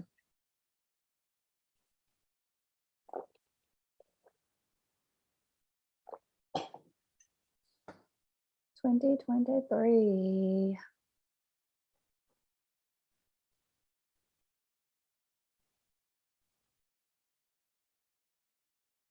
Okay, so there's some home stuff that I see is going down in the first half. There's some work around family, dealing with your roots. I don't know if you need to move or relocate or find another home, or you may be upgrading your home. But I see the first half of the year is really about home and family, and really getting, that part of your life, your roots in order. There's probably a little bit of healing work as well going on here for you, Audra. I'm also seeing here that you're coming out of a period of a bit more challenge. Things may have felt a bit more challenging. It's coming to a close.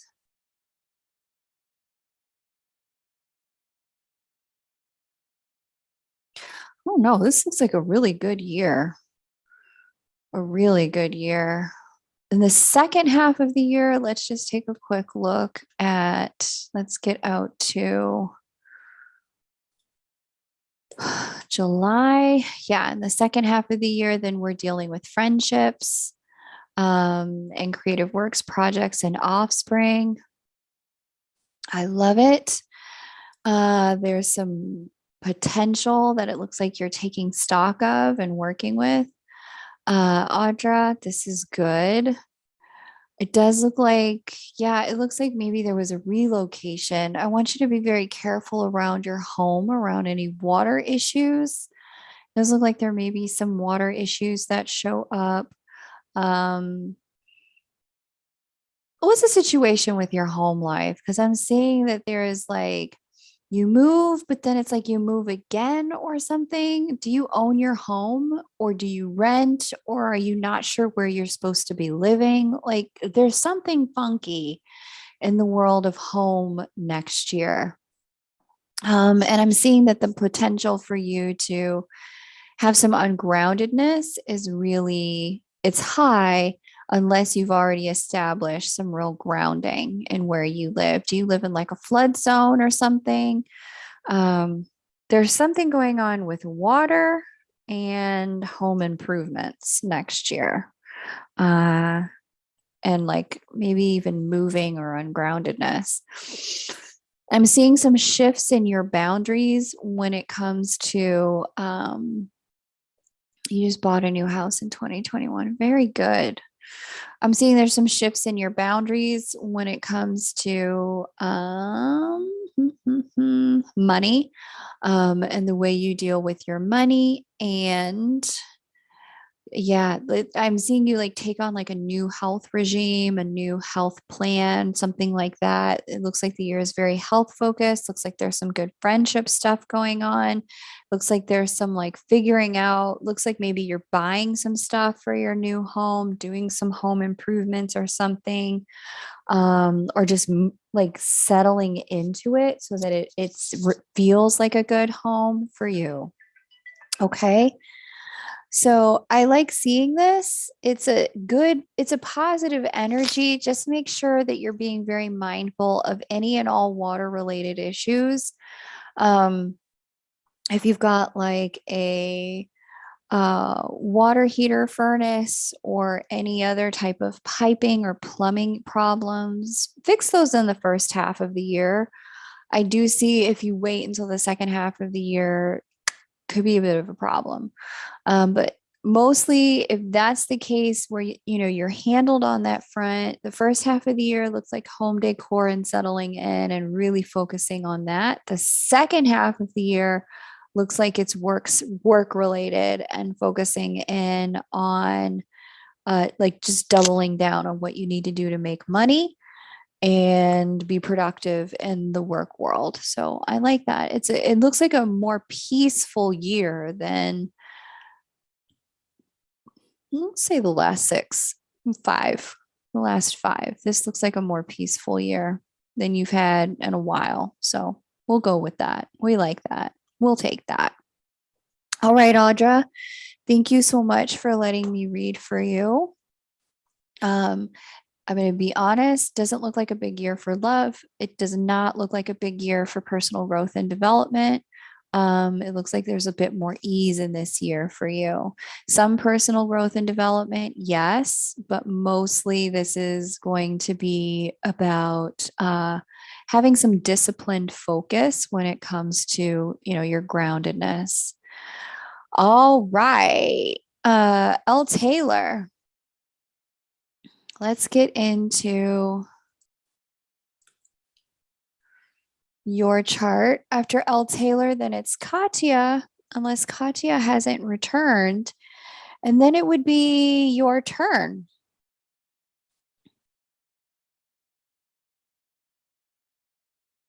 If you'd like to get on the list, you absolutely can. That would be the way to do it.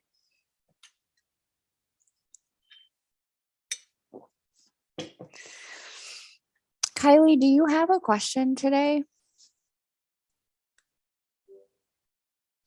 And before I do this, I am just going to share this on the main channel. Give people an opportunity to join if that's something they would like to do.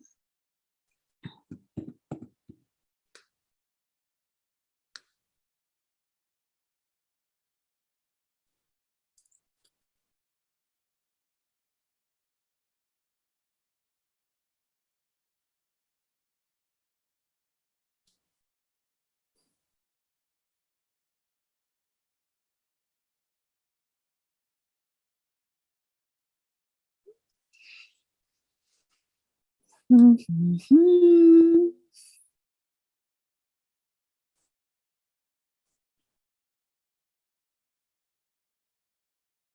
You don't have the space. Okay, no problem, Kylie. And where's my other moderator today? Flower. Flower, do you have a question today?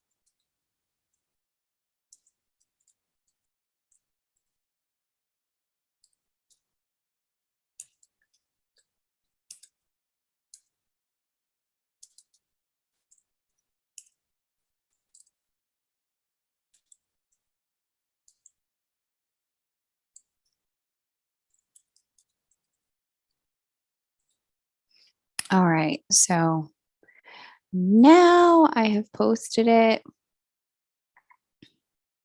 Cool. That's done.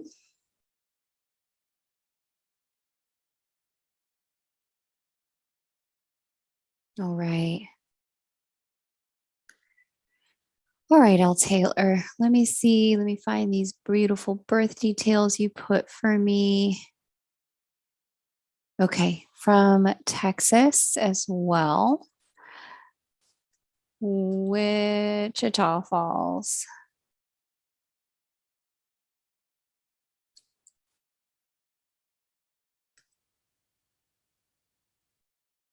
Two, 1964 to 08 a.m.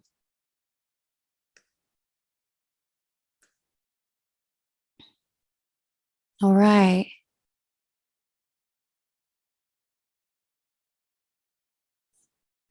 Cool.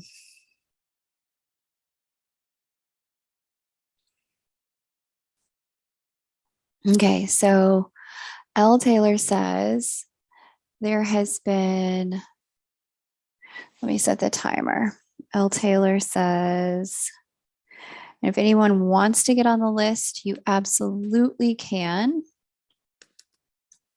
The way to do that is in the blue pinned comment above. And I'm also just going to paste it there in the chat. I'm now going to share the screen so that we can see L. Taylor's chart. My whole okay, wait. So much darkness has been covering me. What do we have going on here? Okay. Theft from people I've known over 20 years to injuries and an ex. What do I need to know to overcome so I can get my own place thinking of moving companies? Saturn is kicking my butt and I'm having a hard time mentally. I was going to say this is a Saturnian thing and a second Saturn return thing. Okay.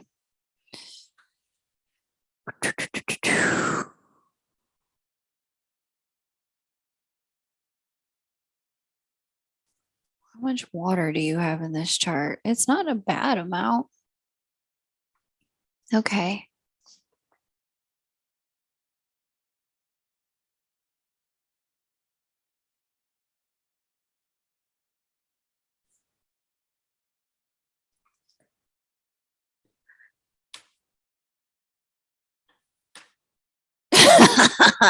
the vet. I was wondering when you would show up. I was wondering where your ass was today. Okay, so beloved, your Saturn return, Saturn on your sun, Saturn on your Mars, has been trying to expose to you where there are people who are just not on your side. And you got it. You got the memo. You got the lesson. The other problem has been for the last several years, Neptune sitting on top of your Venus, which has been trying to teach unconditional love by allowing you to have experience of loss. It's been trying to teach you experiences of forgiveness by allowing you to have experiences of betrayal. Um, all of these are hard. All of these are challenging. All of these are difficult. And so the exposure with Uranus through the sixth house of people who just cannot and will have your back over the last, I'd say since 2018, where are we at now? 2023, 5 years. You've had a lot of exposure of these people who are just, they're not your friends. And so, I'm really curious now what you have learned from this in terms of, because Uranus activating this 12th house would be in terms of your own intuition, Uranus connecting with your natal Neptune. This is about going through an intuitive awakening and figuring out what you need to be able to do to trust yourself. We have a hard square here, T square from Volus to Uranus and Neptune square. And this would have really put you, especially as Saturn activated this in a T square. Yeah. Volus has us become, unfortunately, what I call like collateral damage to other people's issues and problems. But a big chunk of this, because you have the Scorpio rising in Scorpio 12th house, and Saturn's been activating your horizon sign and your Uranus, Scorpio talks about power and it talks about confronting fear. And so a big chunk of this was learning who you are and what you will do when your back is against the wall, when the chips are down, when the worst that could happen has happened.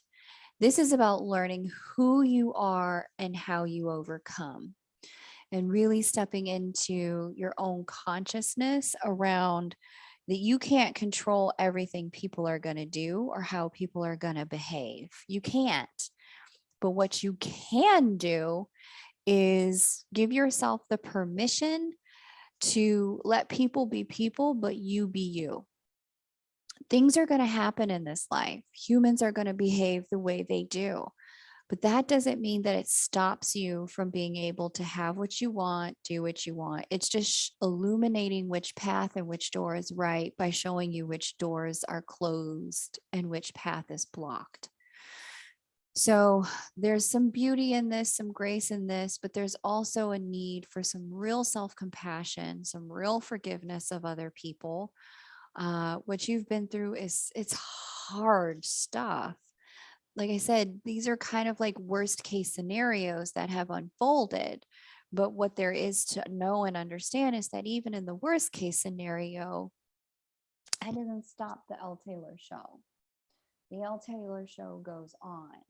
And what I'm seeing as coming forward is really beneficial for you is once Jupiter completes his retrograde here in Pisces, gets back into Aries, you're going to be moving into a season of manifestation mastery. There's been so much talk about this today with your most people, a lot of people's fifth houses are really lit up. Those who have come in today, and you're no different. That's okay, L. Taylor. You're losing what no longer serves and you're stepping into what will. And that's the story you need to tell yourself, that you're shedding a self, you're liberating into your next highest incarnation. And as you ascend, and if you're hanging out on my channel, you've definitely been ascending. I'm pretty far down the rabbit hole, and simultaneously, the conversation I'm having is not the the conversation of the average level of consciousness. The conversation we're having on my channel is one about an ascended level of consciousness. But as we ascend, as more of the light codes come in, as more love and Christ consciousness takes hold on the planet, a lot of the lower levels of consciousness, a lot of all of the parts of our life that are outer reflections of those lower levels of consciousness, those relationships, those businesses, those friendships, those places where we live, these things crumble as that level of consciousness within us crumble. And so if you're finding you're moving through a shedding right now, which I certainly see in your chart, and you mentioned it here in the chat, you're moving through a shedding. What you're shedding is everything that got created at a level of consciousness that you're no longer at. You've ascended beyond it. And so you can grieve, that you're graduating. I mean, we all graduated from high school at some point, or middle school, whatever school you went to. You had a graduation. And in that graduation, yeah, there's loss. There's people you're not going to see anymore. Some people don't do well with endings, and so they got to sabotage their way through it, right? They got to burn bridges in order to cross them. So you've had some people in your life do that. But now you're moving on to university. Now you're moving on to your postgraduate work, right? Now you're moving on to the next level. And so while there's been some shedding, it's also making space for this ascended level of consciousness, this activation. If you're on my channel, we talk about it as a divine love activation.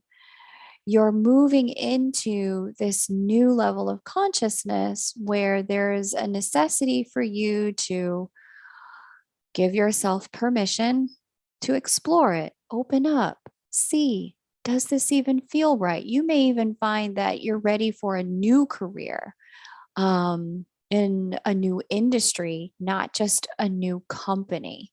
But yeah, I suspect that because of the way Jupiter is moving in the sixth house here, you're getting new people coming in, new coworkers as well. Fifth house, I meant new coworkers coming in for you.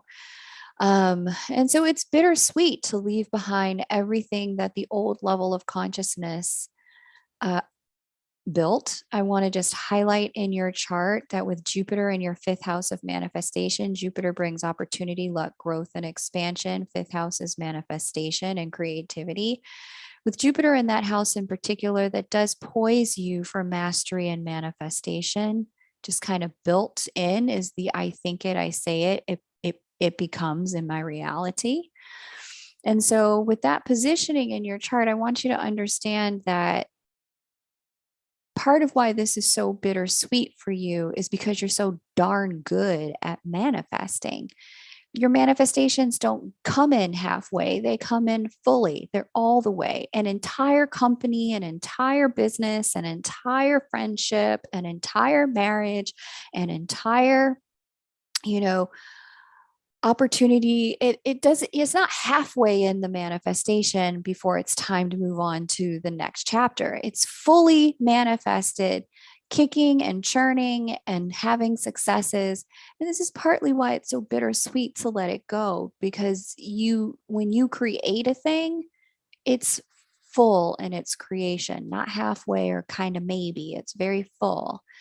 And so it's just time to let that go and move into the next thing, is what this looks like. And with Saturn having such a significant role in the mix, L. Taylor, Saturn demands that we release anything that's not in integrity with us. Let things go that just aren't a match anymore. And whether we think it's a match or not, the graduation is upon us. And Saturn will begin to move it out of our lives. And so the more we hang on, unfortunately, the harder the letting go becomes, because now we're ripping off fingers with the thing. And so I see there were some surprises, some things you didn't see coming in there. But what I'm going to tell you is that, hun, it was time. It was totally time. Okay. And so where you can let go with some grace, this is going to help you, and some forgiveness. I love God and only keep going as I know He loves me. Yes, L. Taylor. That's a beautiful sentiment. Okay, so it's Katya's turn. So we are going to read for Katya. Okay. Where is Katya? Where is Katya? And if Katya is not here, somebody else is welcome to jump on the list. L. Taylor, you're going to have to let me know, how's that resonate for you? Are you feeling the closing out of a cycle here? Are you feeling the readiness to move into the new and the next? Are you seeing the exposure of people and circumstances that just, they're not a match for you, and they haven't been? But now you're getting the truth of the matter. Are those things showing up in your awareness for you?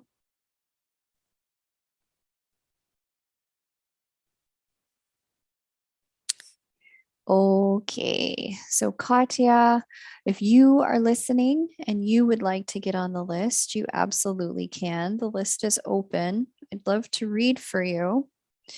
We've got Katya's next, and then we're done. The vent, how's work going? Thank you. Grace was what I hear to do because I'm afraid of my anger. Anger is informative and instructive, right? And so, one of the things I've been working with in my personal prayer and meditation um, is to take away the pain of my anger, but keep the lesson in my anger. Make my anger informative and instructive for me, because there's, I got my stuff as I'm moving through the same process everyone else is here. I got my stuff I'm angry about, extremely angry about. Um, oh, I'm glad that you're feeling connected with this conversation today. And yeah, grace, forgiveness, right? I mean, the other thing, I'm sorry that somebody stole so much from you. Um, yeah, Val, that is what I do with my anger.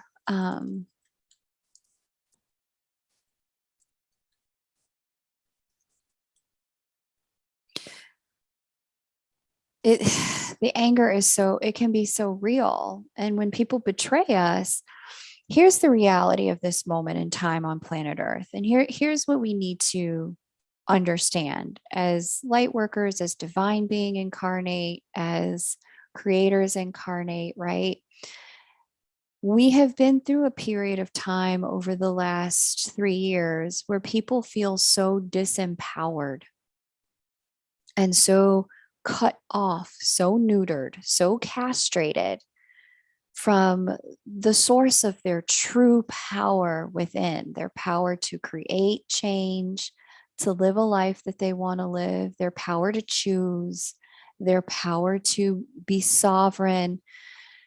Between the way over the pandemic that leadership and institutions that we've counted and relied on provided conflicted and mixed messages, and the ways in which there have been um, external rules and laws that have caused people to need to be to not live a life of their own choosing, but live a life that, the external world said, you have to do this, you have to go to school this way, now we have to do online, now we have to wear a mask, now we have to get vaccinated, now we have, there was a lot of have tos that came out of that experience. During that time, there were many people who abdicated their power out of fear, right? I heard a quote recently that said, if you can make a person afraid, you can get them to give up their power. And that's a lot of what we saw happening, is people not realizing they had power to create life and live life in new and congruent ways in the midst of all this change. The quote goes on to say, but if you make a person terrified, you'll give them to give up their soul. And so when you see people doing the kind of things like what they did to you, L. Taylor, right? There's you can see what's actually happening here on the spiritual level. Is it's almost like this war between light and love and fear and powerlessness, right? And so here's this person that went from fear to terror and then stole all that money from you, right?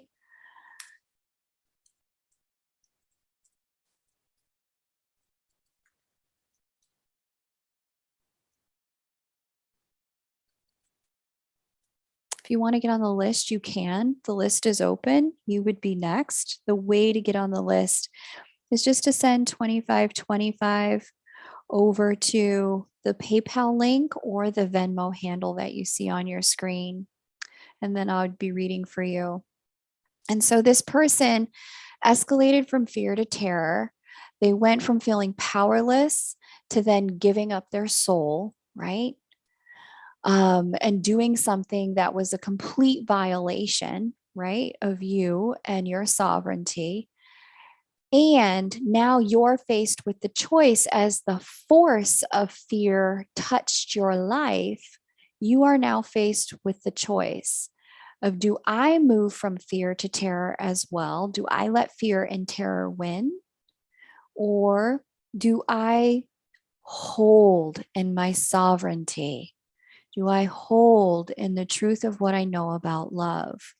Do I hold in the vibration of compassion and forgiveness? Do I hold in the vibration of trust and faith? Do I hold in my power of manifestation, mastery, and creatorship? Right? It sounds like you are you know enough about religion and God, so I'm just going to speak a couple things to you that may really resonate.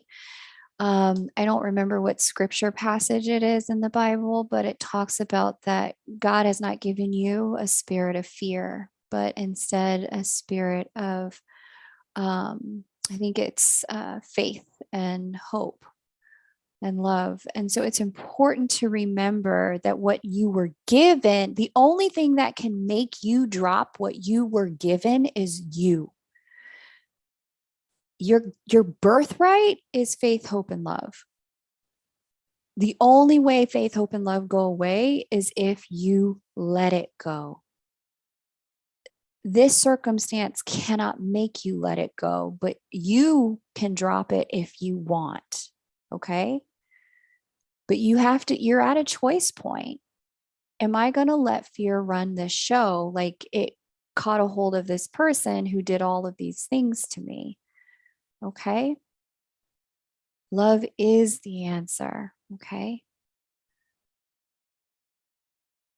I got it, L. Taylor. I got it. And it's devastating. It's heartbreak, but also, like I said, we're at this moment where all the lower levels of consciousness are starting to crumble and slough off. And people who are really ensconced in those lower levels, they're clinging out of fear and powerlessness, which is what you saw. You saw a person abdicate power, abdicate fear, and take. Abdicate power, abdicate their soul, and take. Okay? So find that passage in the Bible. I didn't quote it right, but you can Google it. Your birthright is not fear. That's certainly spreading in the realm in certain ways as these lower levels crumble. But there's something much bigger opening up here. There's unity consciousness, there's love consciousness, there's love, divine love consciousness happening here on earth right now. And so if this person wants to find themselves trapped in fear and giving up their power and thus giving up their soul, you can't control that. but it came close to you, but it doesn't have to take you. You get to choose, right? Okay. So that's what I have for you, for all of us, really, who are in this circumstance where people are afraid as some of these things are closing out. Some of this darker energy is starting to really crush in. People are really afraid. I love this. Philippians 4:6-7. Do not worry about anything. Instead, pray about everything. Tell God what you need and thank Him for all He has done. Then you will experience God's peace. There you go. I love that. Thank you for sharing that, the vent. That which is in me is bigger than anything in the world. Yes, I choose love. Yes, that is the answer. Yes, girl, choose the love. Yes, you are a spiritual baddie. You have power in you, and it's the power that you were born with to be a conduit of love here on earth, to be a conduit and a reflection of divine light here on earth. That is who you are. You rise from this. Whatever happened in that person's life that got them into a situation where what they did was the choice, they did not rise. They dropped their birthright, but you don't have to. Okay. So good for you, baby. Good for you. You choose this love. You choose divine light. You choose that what God gave you can never be taken from you. Okay. The vent crying at work. Yeah, I know. I know. Okay, y'all. Who wants a reading? And to the people just joining, how was your new moon? List is open.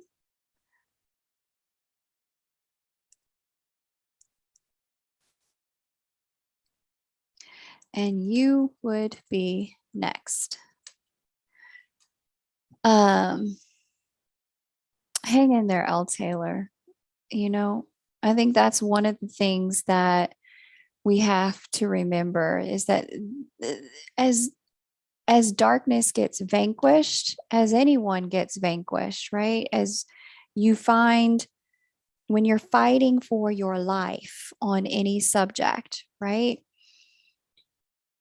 The person who always fights the hardest is the person whose life is about to be snuffed out. That's when you find people go absolutely berserkers, bonkers, nuts to grip at anything they can, right? As the darkness does come into vanquishment, banishment, dissolution, erasure at this time, you're going to find that the forces of darkness kind of like they grip on. They're trying to take any and all with them that they can. But that doesn't have to become you. Fear is not your birthright. So remember that. Love is your birthright. Compassion, forgiveness, hope, faith, all of that is your birthright. The only person that can get your birthright out of your hands is you by letting it go and picking up fear instead. Fear can pass left and it can pass right, but it will not pass through you if you command it so. Okay. All right. So Miss Val has jumped on the list. Val, hit me with your birth details, hun. I'm going to share a screen. I'm going to create your chart, Miss Val. I'm doing good, the vent. Thank you. And Mystic Rose, thank you. I look forward to reading for you. Would love to read for you, darling.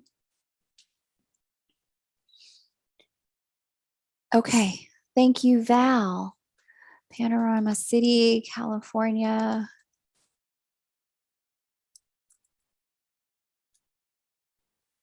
Okay. 1027. Hey, happy birthday again, Val. I love that I get to say happy birthday again to someone. 8:30 a.m. Okay. Very good. Thank you so much. Um, I'd like to know if there's any transits I can prepare for in the business finance sector of my life. Love it. Great question. Let me just see here. Start the timer. Um,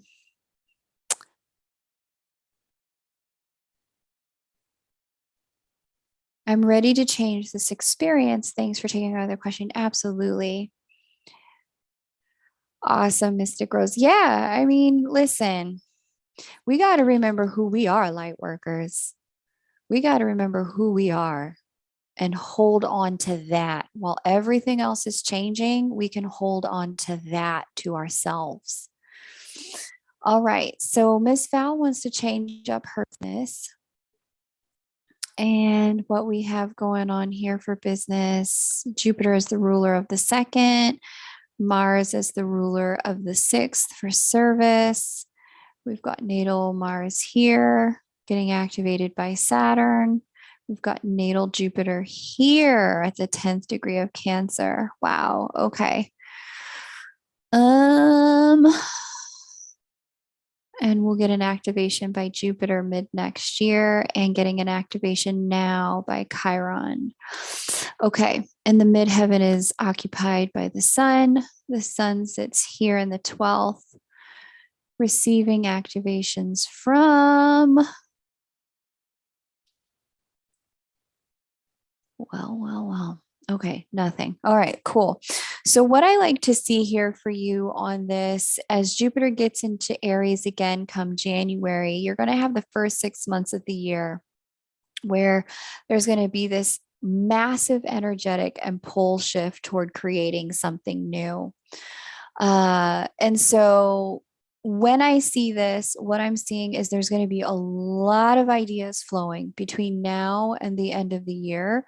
I hope you're keeping a notebook because some of them are going to come through your dreams. There's going to be a lot of ideas flowing that are going to assist you with creating, knowing what there is to create and what it is that matters to you.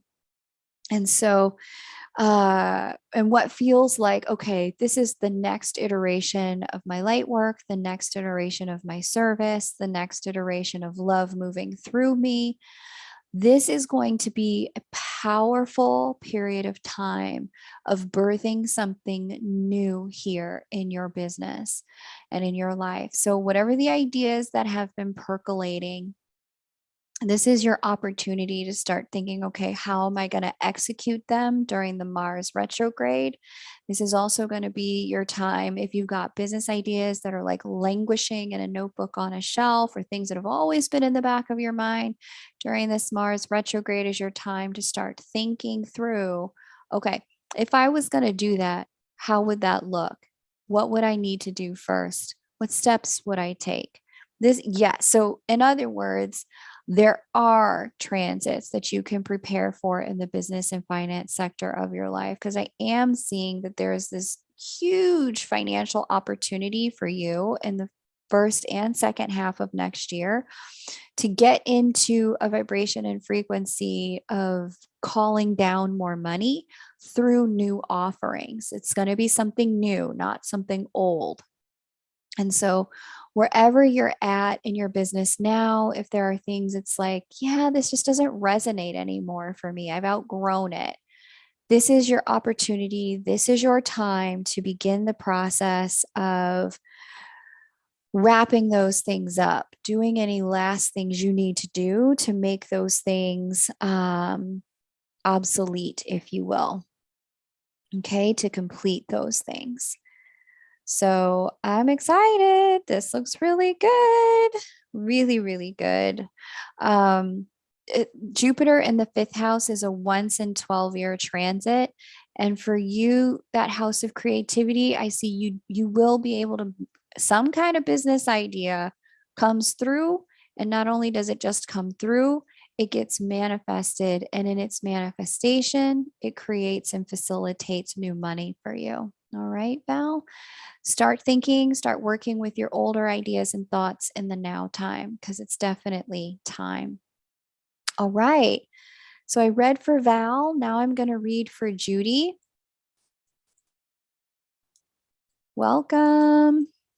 Are you here? Welcome, Judy. Welcome. I've got to run to the restroom real quick and then I will be right back. Kylie or the vent, can you guys, or Flower, can one of you help Judy prepare? Thank you. I'm going to run to the restroom and be right back.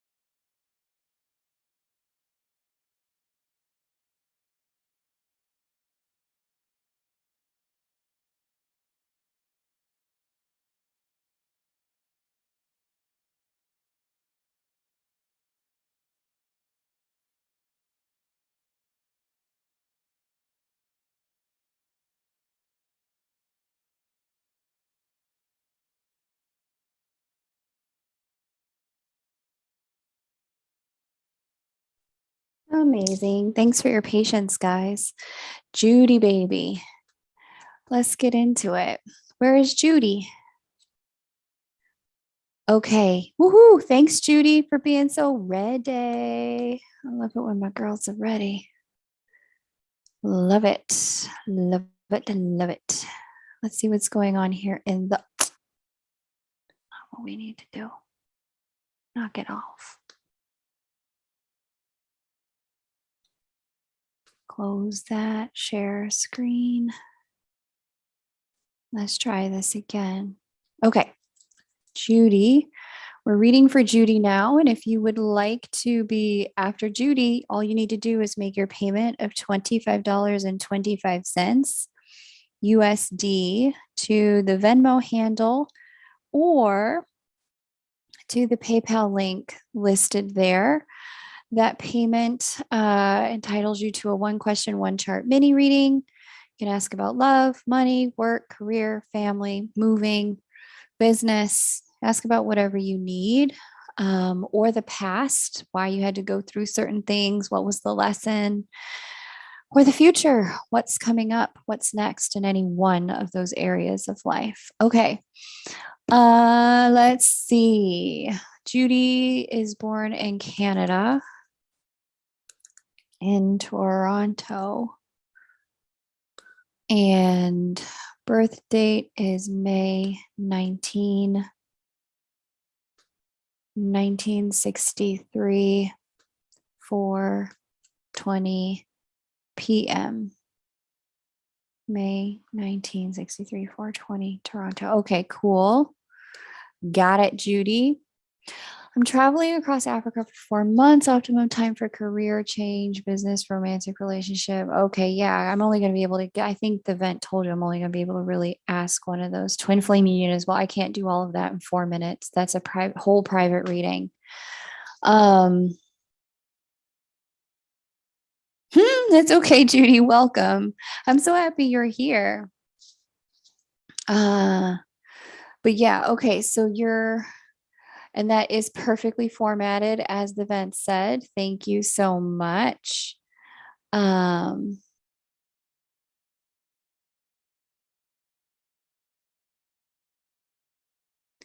Going across Africa. You want to know about career change. Okay, let me hit the timer. Dun, dun, dun, dun, dun. Let me get into next year then. Rule of the career house is the moon. Moon's at 11 degrees Aries. So it's going to be early next year. Yeah, buddy. Okay. So I'm really, really, really liking the way, what month is this? Let me move that out of the way. I'm really liking the way February, March, and April look for you. I like seeing Jupiter, Venus connected to your moon, moon being the ruler of your 10th house of career. Jupiter expands and brings luck to whatever he touches. And not only that, but Jupiter will also bring opportunities. Mundo, you would be next. I'm only reading for Judy right now. No one else is on the list. And so there is this really huge opportunity for breakthroughs in career and opportunity. So hopefully, February, March, April, your boots are on the ground. You are focused and putting your feelers out there for new opportunities. Hopefully, you're not still on vacation at that time, because there's huge opportunities in career opening up. This is a beautiful transit that's going to bring new options in for you in terms of in terms of business. It does look like these opportunities come through old partnerships that you used to have. So hopefully you're doing all of your networking. You're out here talking to people, putting the feelers out, letting people know that you are actively looking. Okay. Because the more you're doing that in January and February, then the easier it's going to be March and April to take advantage of this energy and get something out of it. This does require a little bit of putting your feelers out there, communication, talking to people, that kind of thing. This energy goes well into the end of next year, but it really kicks up right here at the end of February, as you can see. So, the sooner you start the process of being really present to it, is the sooner you can reap the benefits of it. The most beneficial time being February, March, and April. Okay. Of next year for career and business stuffs. I like to see it. I see a new chapter. Yeah. Just checking out the positioning of your sun. I definitely see you closing a chapter as well. Big closing next year, work wise. Okay. Well, this is good. I really like to see that. Um, Travel looks like it goes well during the Mars retrograde. It looks like you're going to be seeing something you've seen before, going someplace you may have been to before, or traveling with people you've wanted to travel with or have traveled with before. So the trip looks like it goes very well, but by mid-February, you want to be focused on work stuff so that you don't miss this transit. Because if you're in the middle of the safari with no internet service, the likelihood that you're going to miss some opportunities is high. So just make sure that your boots are on the ground by the time we get to the end of February or mid-February. I personally, with this kind of transit, if I needed money and needed to shift work, my boots would be on the ground as of February 1. I'd be deeply focused as of Feb 1 on taking advantage of any work opportunities and leveraging it from that date on. Okay. All right, Judy, that's what I got. I can kind of really only cover like one area of life really well during a 4 minute kind of one question, one chart mini reading. But if you want me to look at everything else, you're of course welcome to grab another mini reading if you want to look at other stuff. All right. So that is Miss Judy. Thank you, beloved. That's the timing of everything. Alvin, hi. All right, Mystic Rose. I'm so happy to see you, Alvin. I've been seeing some of your updates come through my inbox. I haven't been able to respond to them all, but wow, hun, you have been on a journey. journey. Wow, Elvin. Wow. Okay, so Mundo Masha, if you wanted to jump on the list, you can. Um, absolutely be happy to read for you. Mystic Rose is next. And if anybody would like to jump on the list, that's the way to do it. Right there.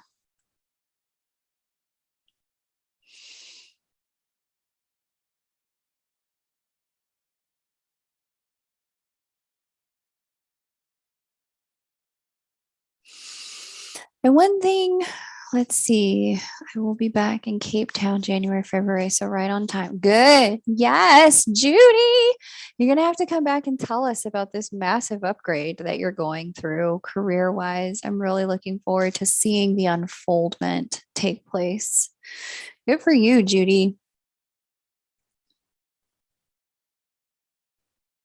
Helsinki reminds me of the show Money Heist.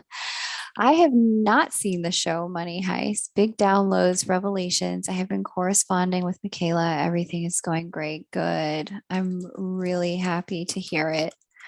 Good, good, good. Okay. Finland, Helsinki,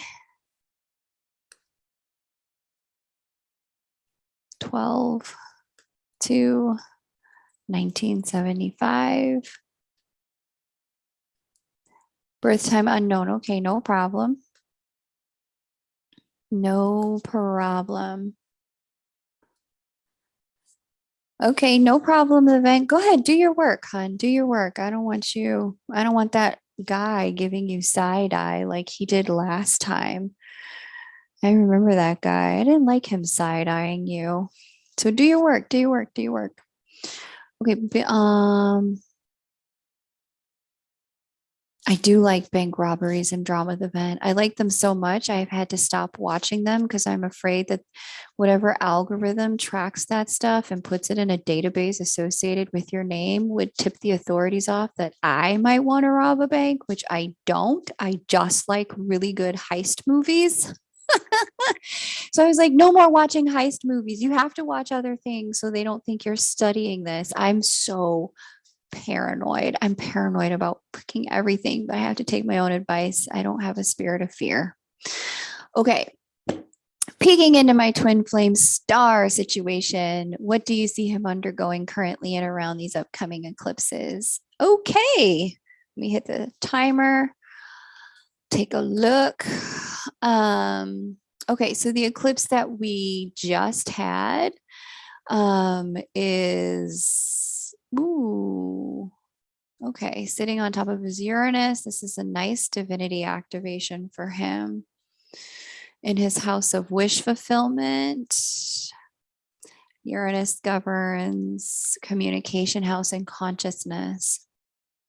Okay, I see that your person is going through a period of time where there is some mental shifting at the subconscious level about his ideas about it's like literally almost everything that we were just talking about, Mystic Rose, right when you were coming on, about really kind of recognizing who you are as a divine being, as a fractal of source, as source incarnate with your God-given gifts, right? This is an interesting thing because this is really talking about getting into the place of mastery with his creatorship, but not just mastery and creatorship, really recognizing, if I want a certain life, I need to take certain actions. If I want certain outcomes, there are certain things I'm going to have to do. And so there's a recognition of both ability and necessary action steps. And in your person's case, what needs to be let go of in order to have certain things. There's certain things that need to be released. That was the first eclipse. House of Wish Fulfillment really talks about understanding as well where there are certain wishes checked off, done. Either I outgrew them or they manifested. But lunar eclipse. There we go. And so it's just time to let go in both scenarios. Either I manifested it or I outgrew it, and it's time to let go. And so I see some of that taking place in his world where there's a bit of like, yeah, I guess I don't really want that anymore.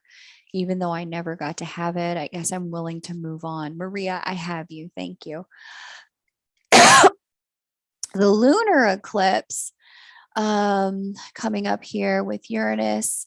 I mean, we should all just be playing the lottery, but especially those of you with the Taurus fifth house, with Moon, Uranus, Sun, North Node, all really sitting together.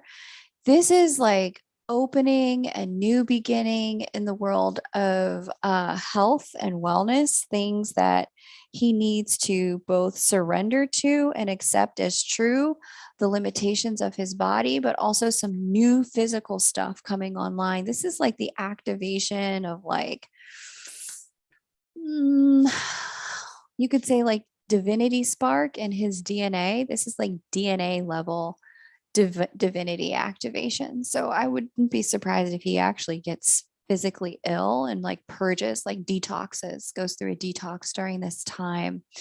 A lot of the detox has to do with things in his subconscious mind that are just no longer serving him. It's like he's just it's a big grow up transit for him. It's a really big like evolutionary kind of leap for him where it's like, okay, I guess I'm just done with this and it's time to move on to that. Much of it having to do with things he thought he wanted that are just no longer fulfilling to him. Yeah. Some of it has to do with soul family, soul group, cousins, brothers and sisters, that kind of thing. But a lot of it is just like conscious mind communication, like outgrowing certain limiting beliefs about himself or the world, that the world should be fair, the world should work this way, people should be like this. And it's just like, grow up. Like life is life and it's gonna keep lifing. You need to decide who you're gonna be in that, right? The world isn't fair, and the demand on it to be fair is just creating suffering for you. Life is life. It's messy. It's bumper cars. Move into being like a positive life force in the middle of that, right? And so that's a bit of what this is for your person. It's an evolutionary leap in thinking when it comes to the way his life is unfolding that allows him greater empowerment and a release of disempowering thoughts, disempowering behaviors. So, seems a little vague and broad in general, but it's actually not. I also see there's some friends that gotta go. Like some friends that he just doesn't need in his world anymore. So they look like they're departing. Okay. As the old beliefs go, so too do the old friends because they're just not supportive of his new levels. And that's fine. There's some grief with that, but it is what it is. We can't all just stay best friends with the same people from second grade without changing. It's time to evolve, time to grow. And I see that happening in his world. Okay. Maria, Miss Masha Mundo Masha, it's your turn. Okay. Let's see what's happening in the chat here.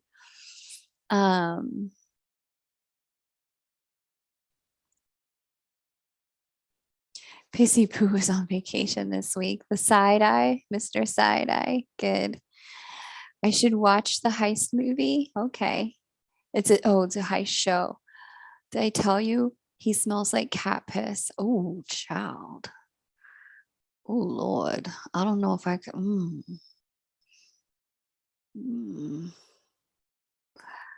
Oh, see, Kylie co-signed. You need to watch it. Okay. Yeah. Okay. I hurt my knee running at the event. I've aged. Kylie. Coworker came to edit. I'm Gucci now. Nice. Okay. How bad is it, Kylie? Flower got a call and she's back. Welcome back. Kylie now needs to stretch. She says her hurt knee is giving wheelchair. Girl, do not conjure what you do not want. Didn't I say be careful about your words? Mystic Rose says, thank you. At a soul level, he's doing so much, but yes, he must overcome and regain his sovereignty. Yeah. Mystic Rose says, over lots of people in this and past life who used him and betrayed him. Yeah, it's a release, it's a forgiveness, it's a letting go transit. Okay. Sana Mirza. Thanks, Sana Mirza. Great to have you here. It's your turn. Please paste your birth details, date, time, location, so I can start setting up your chart. Sana Mirza, thank you. I really appreciate that. It's great to have you. If anyone would like to join the list, you absolutely can. The list is open. I am offering one question, one chart, mini readings. These mini readings can be about anything, something from your past that you'd like to understand the divine purpose of, something in your future that you're looking for divine timing on, things in your present, lessons you're trying to understand, or things you're learning, or how you can use the current energy, family, friends, work, money, love, relationships, sex, anything you want. We can talk about it. Okay. So Miss Maria is on the list. Now, did I? Okay, yeah, I got your payment, Mundo Masha. Where's your question? I imagine she's typing it out as we speak. List is open.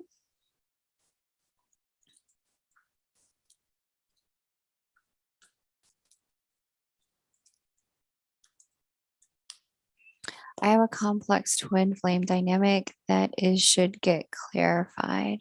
That I should get clarified. Okay, Sana Mirza. What is this sex you talk about? Oh, Kylie, have you spent too long inside of the temple, hon? Is it time for you to pay a visit to back to the earthly realms? Have you had too much time with the sisters in the temple?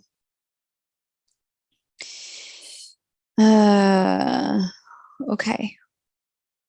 So we've got Mundo, Masha, and then if you want to jump on the list, you would be next. It's been 1,000, damn flower, but you know, who's counting?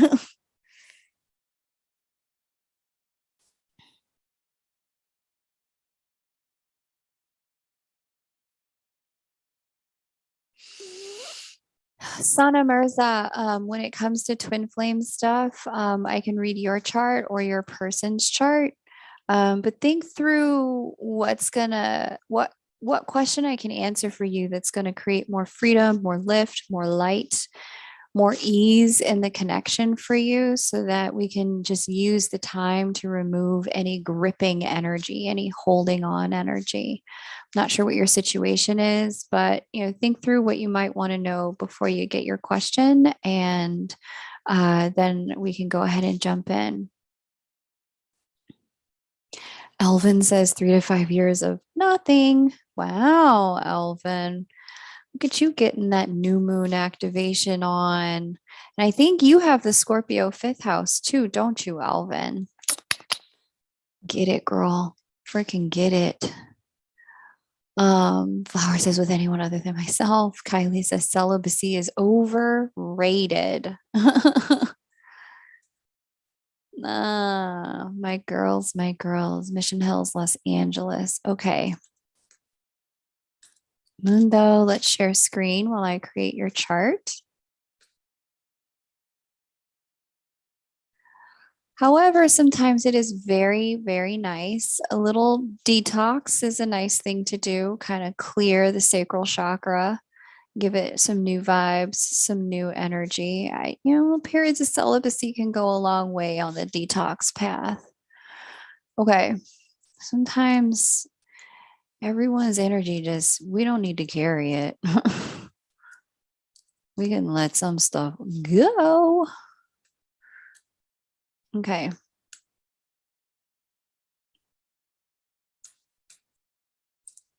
Okay. So Los Angeles and Dallas. 10:15. Hey, happy birthday, Mundo Masha. Happy birthday, hun. Hope you had a good one. 7:44 p.m. Okay. Uh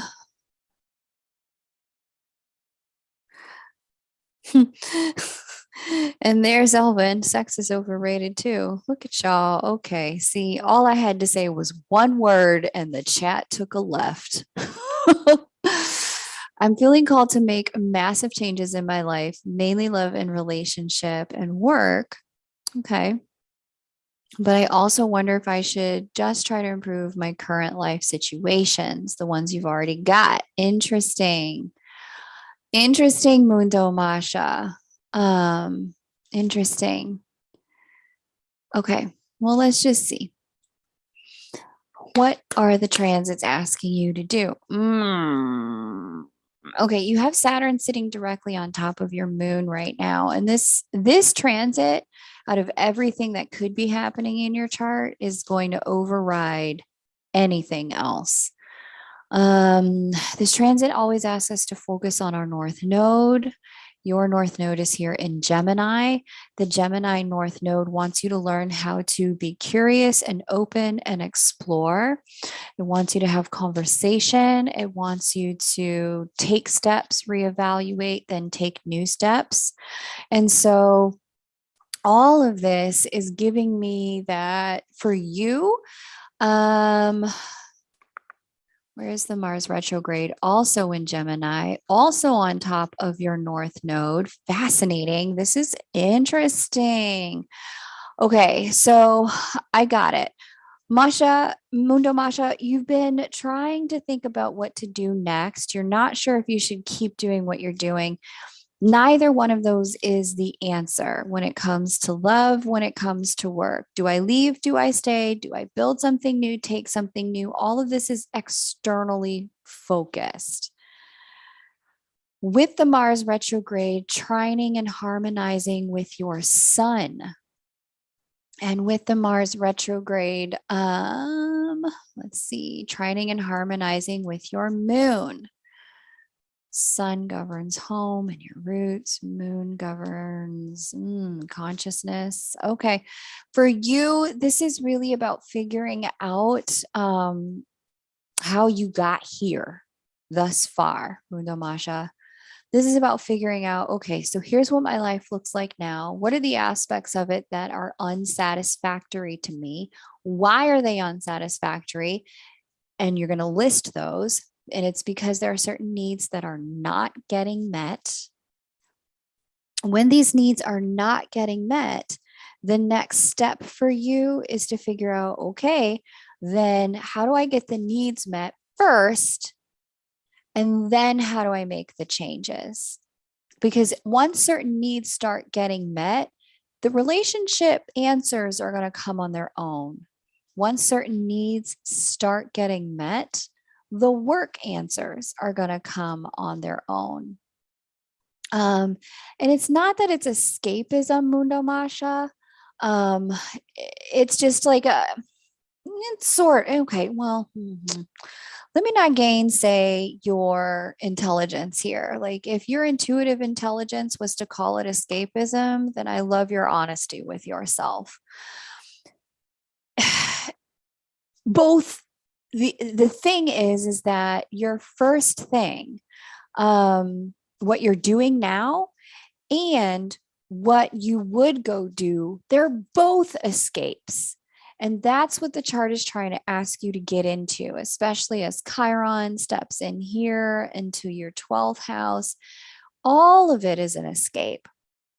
And so you, at this point, you're being asked to become into greater authenticity about what your true Mars retrograde motivations are in the first house, you, your selfhood. What are your true motivations? Why did you create the love and work situation that you've got going on in the first place? Why is it working the way it's working to begin with? Once you have recognition of what motivated you to create the current circumstances, and then you rectify the that, okay, I was trying to meet this need or fill that need. Once you rectify that, you're going to come into a place of like, okay, now that those needs are met, what I actually want to have work and love wise will become clear. But until then, I wouldn't necessarily call it escaping as much as I would call compensating. And the thing that this whole transit is trying to get you to do, Saturn on top of your moon, Mars retrograding on top of your north node, all of this is trying to get you to get out of compensation mode for where you don't have what you feel like you truly want. And instead start to get really clear, okay, this is what I want. This is what I need. This is where I can grow. This is, my true authentic desire. Once you've got that your needs met, you won't be utilizing your love life and your work life to kind of compensate for things in the ego structure that don't feel so hot. Okay. And that's what's necessary here. Because sometimes we just use love and work to compensate for things like that are just like wounds or trauma or not good enoughness stories. And this is why it's not clear. Because there's at the deeper level, there's some holes in your clarity about who you really are and what you really need and what you really want. And if you can deepen your understanding of those things, then you'll be able to have clarity about, because what to stay or go or create something new, those things will become clear on their own. But there's like okay, well, who is Masha? Who's Mundo Masha? What does Mundo Masha want? Why did Mundo Masha create the current situation she's in? What was she trying to get that and then utilize? That's the answer to the what do I need question. Why did I create the current situations? And you're going to have to spend some time with this. Go deep. It's going to come off in layers, but go deep. The more you can do that, the easier it's going to be. The vent, if you could recommend the name of a couple of PDS courses for her, that would be really, really helpful. Okay. Hey, Brooke, welcome.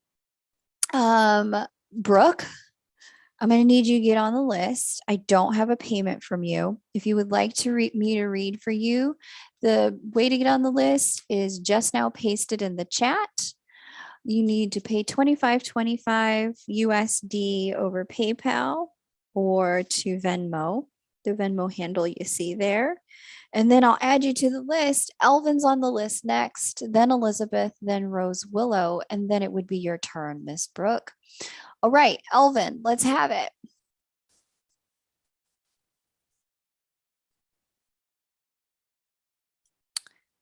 I'm going to do Elvin, then Elizabeth. Elizabeth, if you could, Brooke, I don't have you, sweetheart. I've got Rose Willow. I do not have a Brooke here. I've got Elvin, Elizabeth, and then Rose Willow. What's your PayPal name, Brooke? Or their PayPal email address. I'll take a look as soon as I'm done here with Miss Elvin. Okay. Go ahead and share the screen.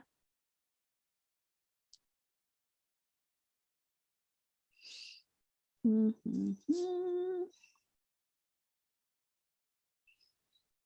what is this question, Mundo Masha? Sana Mirza. Yeah, I am reading live. Okay, so back to Elvin. Born in Adaparazi. Adipazari. 4/20, 1994, 6:14 p.m. Okay.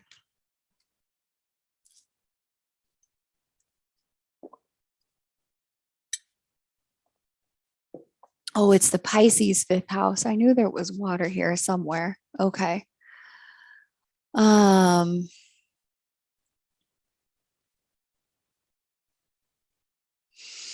Mundo Masha, you see this stuff that the vent just put in there for you? Personal needs course, emotional mastery course, reprogramming audio. Do those. That's what you need to do. And that's going to help you get real clear, real quick about do you stay or go job or work wise? Are you as, and it'll take escapism off the table. Okay. Oh, okay. Well, yeah, I have Elizabeth here. I'm going to do Elvin and then you're next. I have Elizabeth. You're the next person. So get your question ready.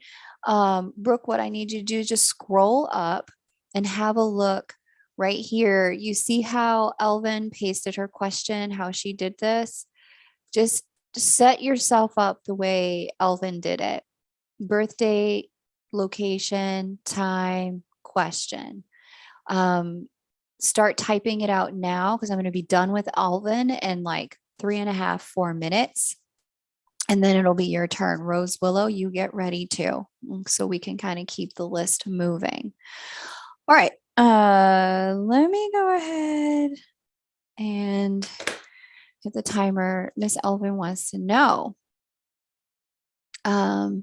Saturn return next year in the fifth house, and Jupiter sits in the seventh house at the same time. What is happening around the Saturn return? Let's get into it.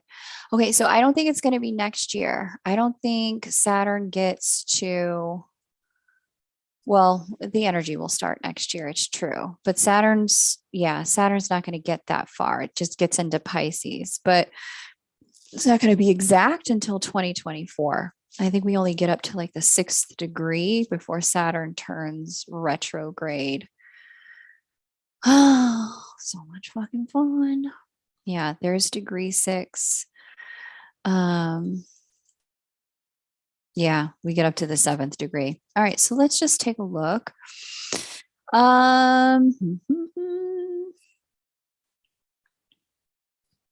Jupiter in the 7th, Saturn return. Chiron conjunct Mercury. Mercury, ruler of Gemini and Virgo. Fascinating potential and wish fulfillment. And what is Neptune doing? Hopefully nothing. Yes. I like that Neptune's moving away from your Venus. Okay. Still speaking pretty loudly with your Scorpio Pluto, but that's all right. And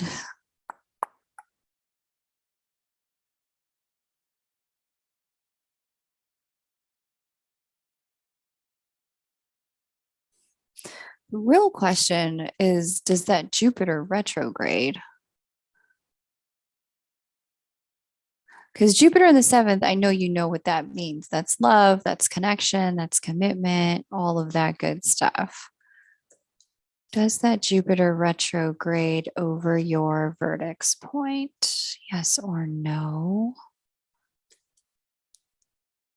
How far back do you go?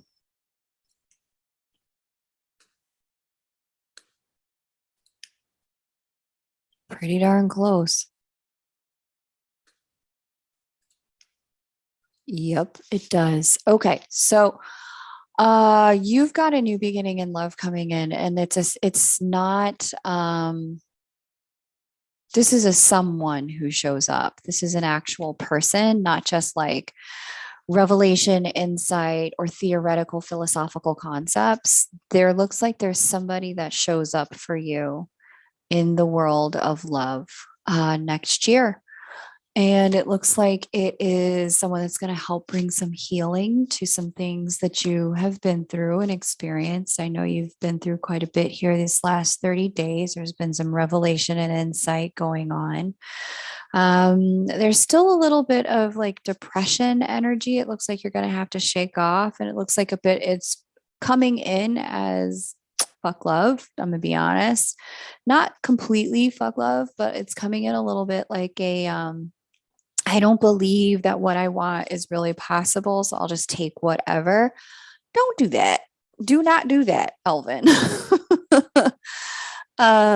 You have an opportunity to meet someone, and via the process of giving and exchanging in a loving way with them, your heart goes through a significant transformation and healing that elevates your capacity to be open to love. And actually, it gives you an opportunity for this person and you to really kind of maybe take the next step together, a little deepening, a lot of opening, that kind of thing.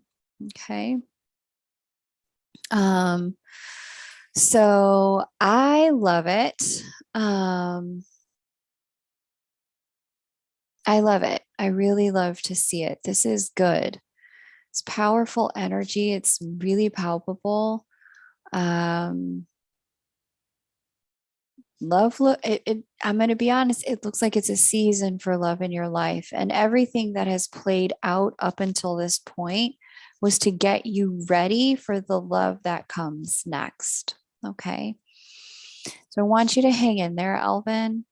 Do what you can do to get, stay in the love but remove the attachment, which I think, life circumstances has certainly prepared you for, giving you the opportunity for. So continue to work your healing, but I do feel ready for love, like for that one specific person, no matter who and that's what needed to happen, was a breakthrough and an opening to love on the whole, not just love with a specific person. So well done. Okay, Elizabeth.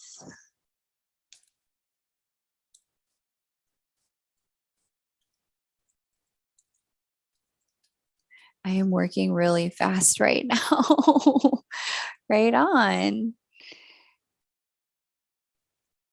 Right on. Okay, so we're going to do Elizabeth and we're going to do Rose Willow. And if you would like to get on the list, you would be next if you want to get on the list. Thank you, Elizabeth. Share screen so we can create Elizabeth's chart together. Elise is now on the list. That's okay, VP, no problem.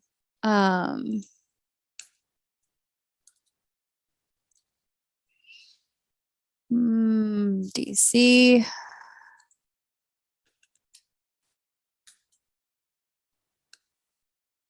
And June 29, 1979.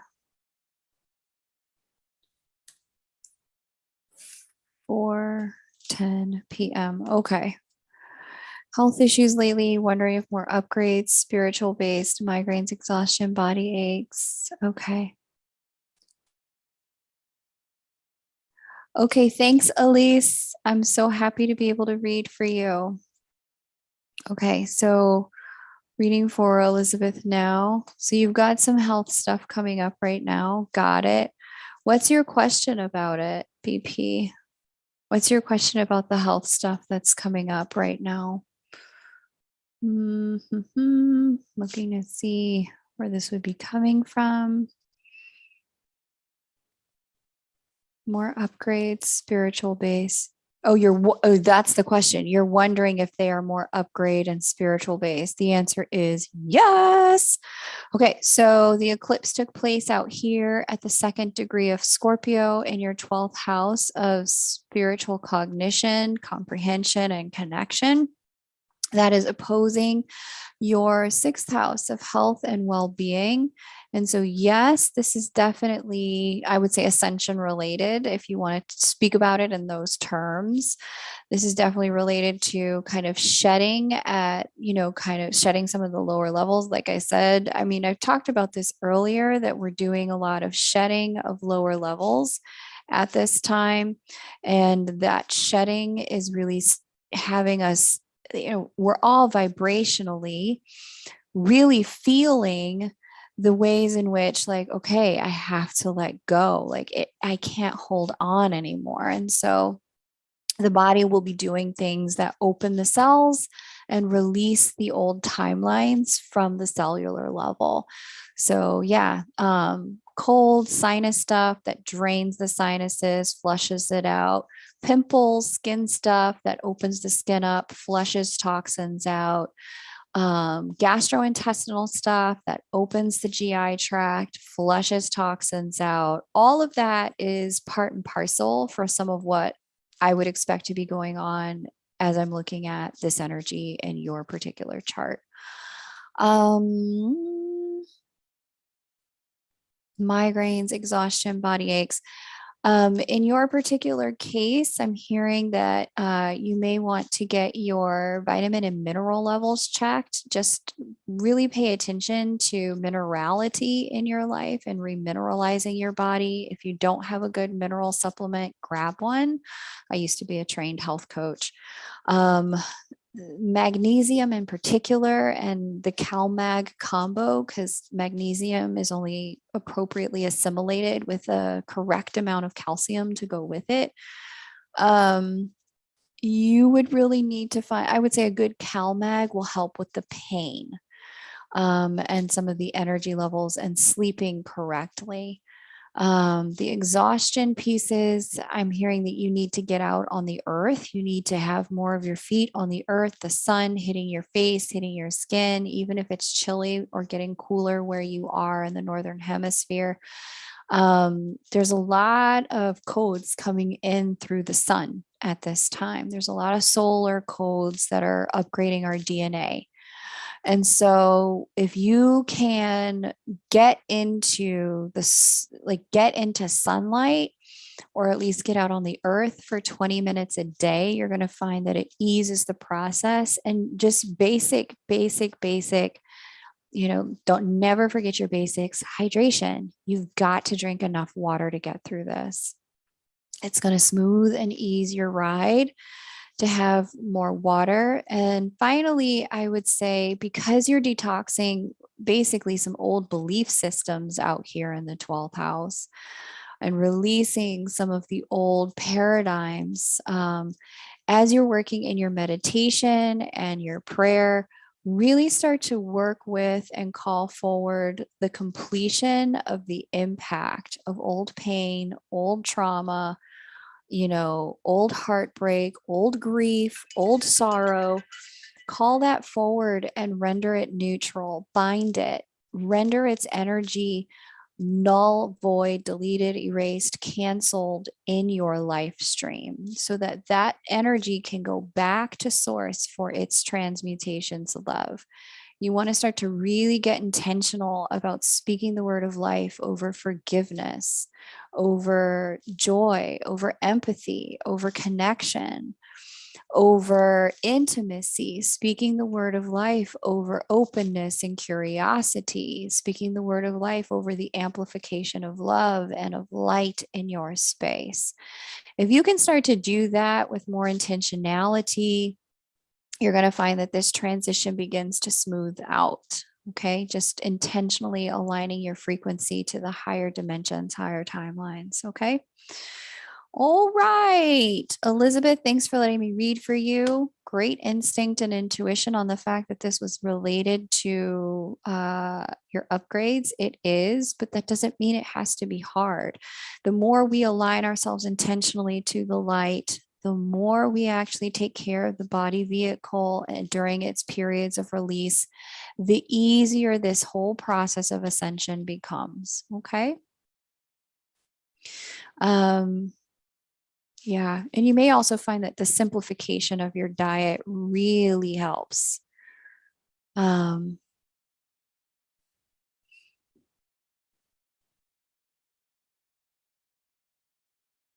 cool, cool, cool. All right. Let's do this. What's going on in my inbox right there? Let's see. Rose. And let me also share the screen. Thank you so much, Miss Rose, for being ready. Elise, you see how Rose Willow put her birth details, date, time, and location, and then she put her question.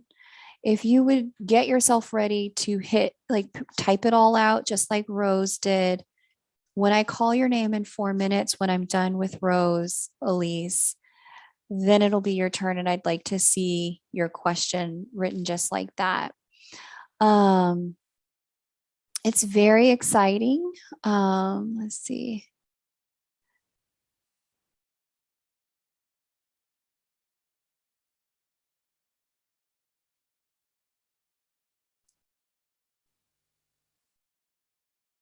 Ooh.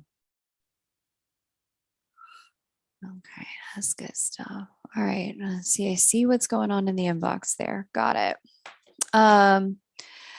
Elise. Let's get into your birth data. Okay. And Shalmara is now on the list. Okay. If you want to get on the list, you absolutely can. You would be next. I've just pasted in the chat the way to do that. Let's go ahead and read for Rose. I'm going to read for Rose, then Elise, and then Shalmara. Perth, 7/19/1990, 6:40 p.m. Okay.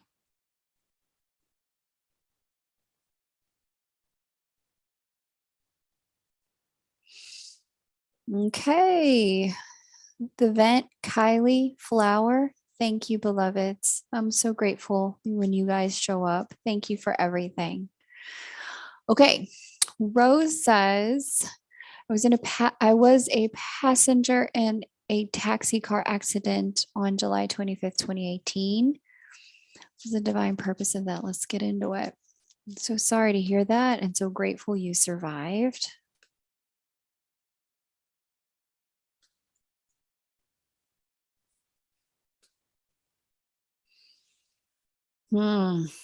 Okay. And there it is. There's Uranus making its way out of short distance travel, doing the most.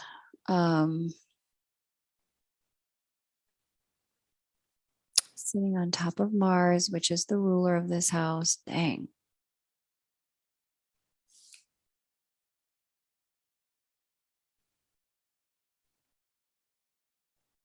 Where's Scorpio? Here.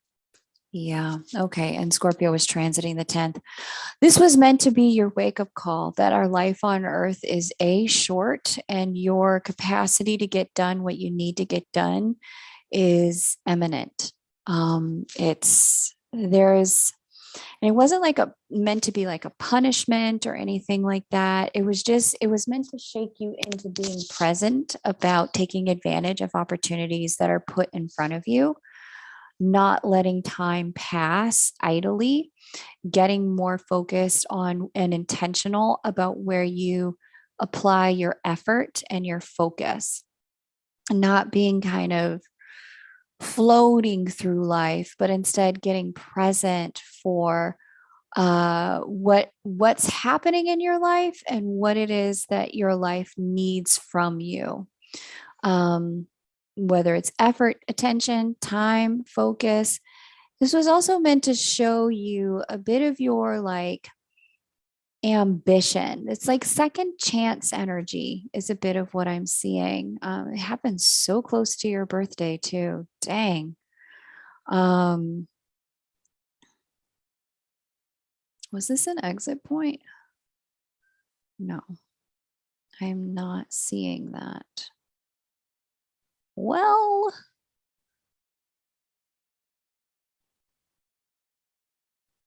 maybe. Where was Saturn? 3 degrees cap. Yeah, sure enough. Damn, girl. Mercury's at the 13th degree of Leo.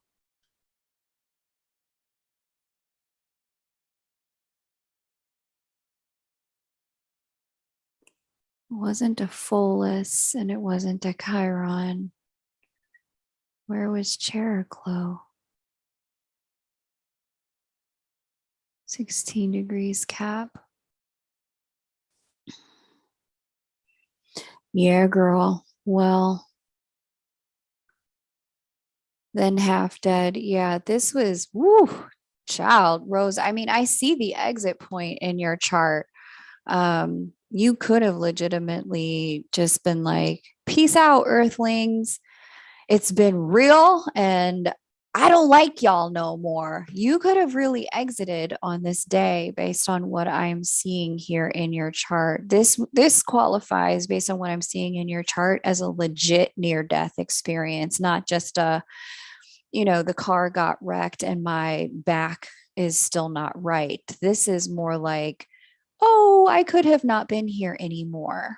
Um like legitimately not been on earth. And so, Rose, this is telling me that this is second chance energy. I don't know what it was you were doing or planning to do with your life or what mattered to you in terms of accomplishment here on earth. But this, like the fact that you, like your soul came back and was like, okay, and now we shall return, is letting me know that whatever it is that's in your soul song to bring to life on earth, it's a now time execution. It's a now time get it done for you. Because I certainly see that you didn't have to come back. Um, when you say half dead, like I'm imagining there was some time when like they didn't know if you would stay here or not, or they either had to resuscitate you and you might have had like an out of body experience. But yeah, hun, this was like a go time wake up call. Maybe not wake up call, but more so like a, okay, if you want to stay, you can stay, but we've got things to do here, honey. Because your 10th house of the things that you're meant to be doing is activated. We've got Uranus, the divine hand, activating your ambitions. That Mars is also the ruler of your 10th house. This was meant to be like the, either we're going to do this or we're not going to be here. So I don't know if there was anything you were procrastinating on or things that you desire to do that you just hadn't started yet in your live stream. You're here so that you can get those things done. Okay. Looks like your soul stuck around so that those things could unfold for you, Rose. Thanks for remaining in the land of the living. I hope you're doing the things that feel good. But yeah, I definitely see the exit point energy in that chart. Glad that you're still here. Okay. Uh let's see. Elise, where is Elise? Yeah, crazy, huh?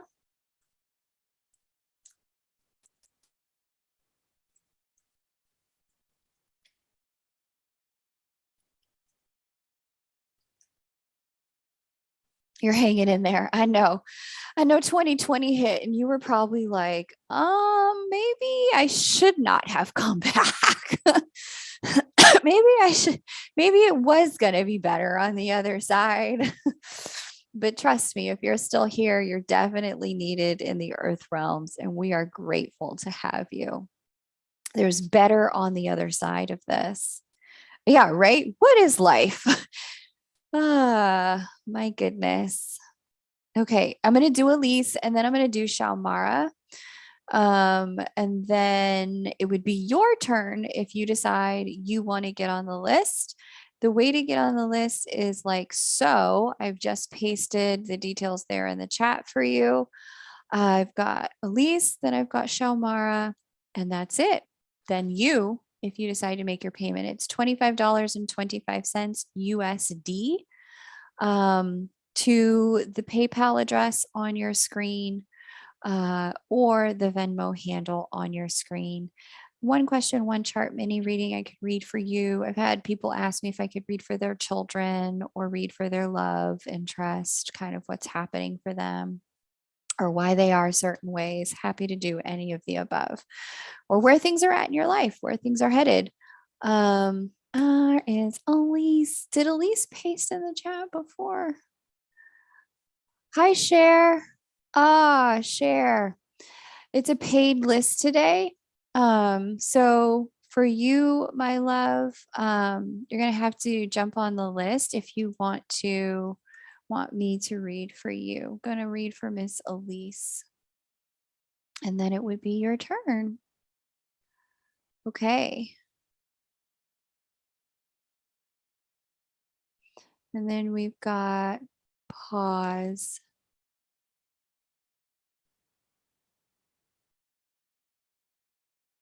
I'm gonna read for pause is on the list. Okay, let's see what's going on with Elise. Born in Troy, New York.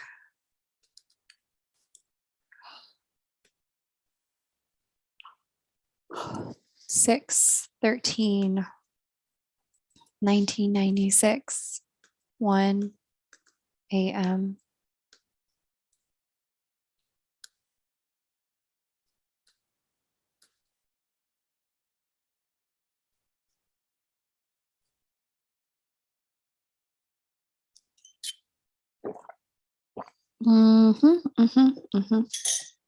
Okay. June 13, 96, 1 a.m. Troy. Okay. Is it the timer? Just about love life. There's a little confusion on what direction to go. I could be possibly dealing with a twin flame. I hate to even use that word. I totally understand, Elise. Okay. Feel like I could be on a twin flame journey. I hate using it because it's too over you, right?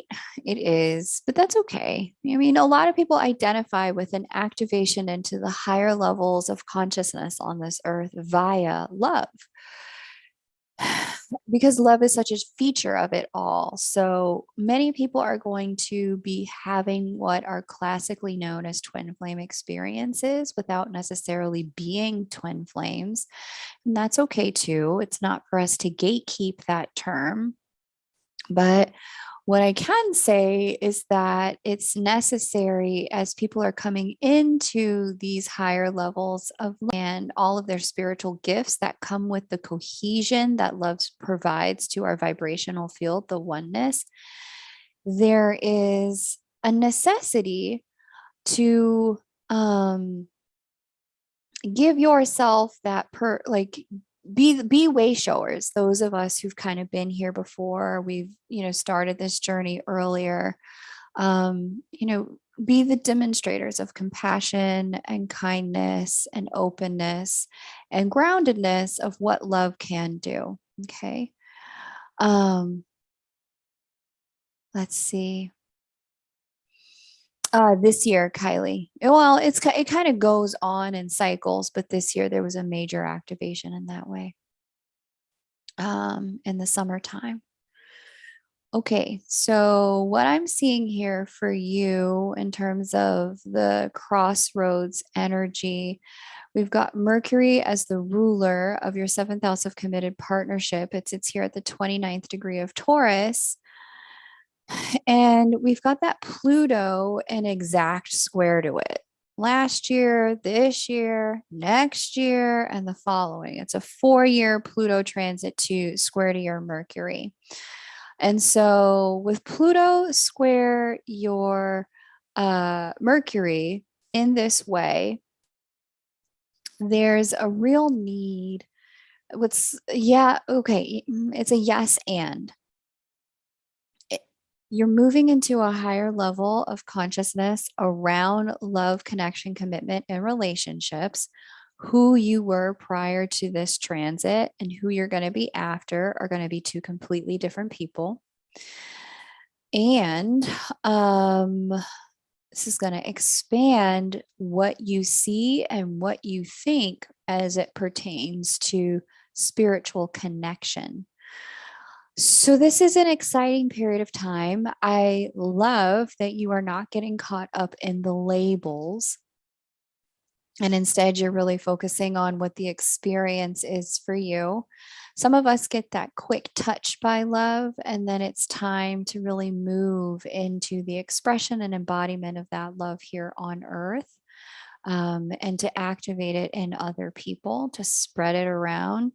And not necessarily meant to have, that particular person that the activation occurred with us walk with us. Sometimes the activation occurs, we open, and then the opening is ours to keep. We move on and we give and receive love with other people. Plus, the other thing that I'm seeing here is that this is going to be a period of time where some self focus is really needed with Saturn trine your natal Venus. I'm seeing that a commitment to higher level of love is coming online for you, but Saturn moving through your 12th house, Juno retrograding through your 12th house, now direct, Jupiter having moved through the 12th house, then the first house. All that activity over here in your chart lets us know that some self focus is what this is really calling for. It's a recognition of your bandwidth emotionally and spiritually so that a higher level of love can anchor in your life. All right. Um, and so, Elise, take the gift for what it is. And then when we get into these higher levels of love, one of the giftings of it is the capacity to just be open, to be in that space of one with all that is, of yes to life, yes to love. Allow it to flow through you. We don't know what that person's going to do or not do, but your openness will really predicate and be the foundation for love being what lands for you in your life in the year to come. I do see love playing a significant role in the later half of next year for you.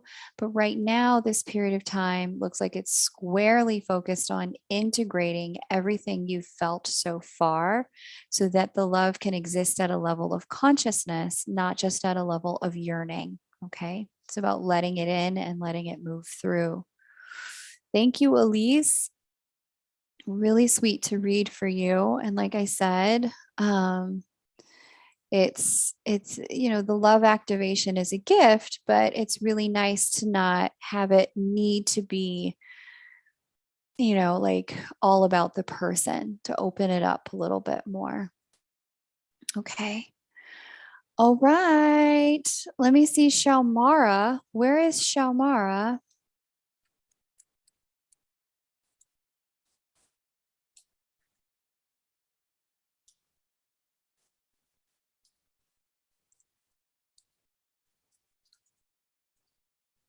After Shalmara, I'm going to do pause. Okay. Uh-huh. Wah, wah, wah. Okay.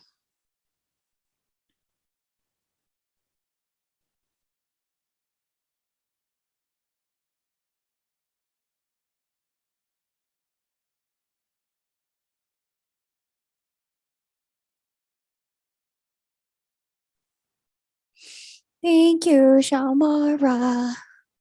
Okay. Elaine, get yourself ready because you're going to be after Shalmara. Okay.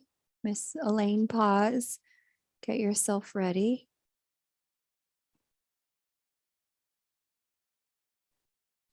Just make sure I haven't missed anyone.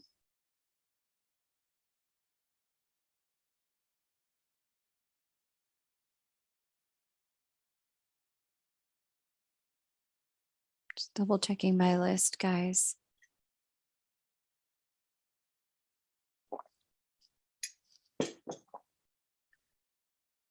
That's Shamara, Elise, Rose, Elizabeth Brock. Okay, cool. Cool, cool, cool, cool, cool, cool, cool, cool. Elaine Watson, hello. Okay, where is Shalmara? I need to find Shalmara. Okay. Uh, uh, uh, uh, uh, uh, uh, uh, Valdosta, Georgia.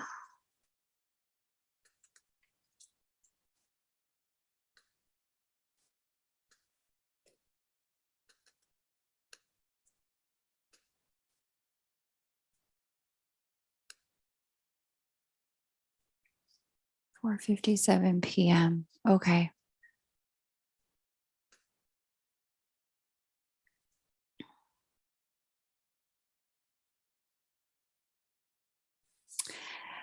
Okay, let me hit the timer. Shalmara says, I have felt heavy or blocked for years. Career, love, health, any window of less resistance. Okay, tell me when you started to feel that way, Shalmara. What year was it that this began for you? Let me just pull up these transits. What year did the blockedness begin? Career, love, health. Yeah. Okay. And I certainly see the Saturnian transit. I'm gonna guess that this was a 2016 start for you. Maybe even 2015.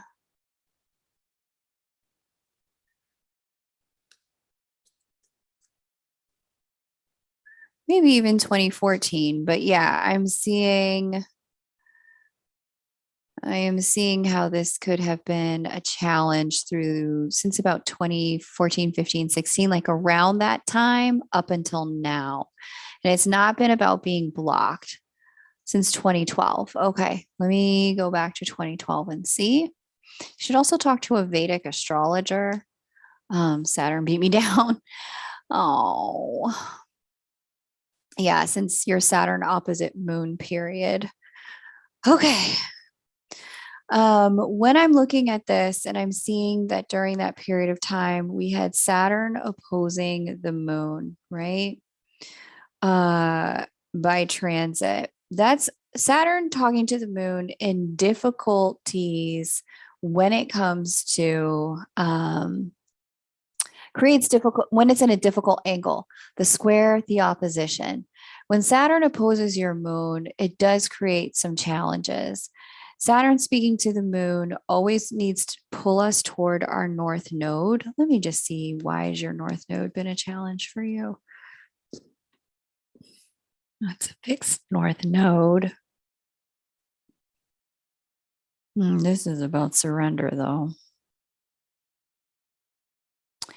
Shomara.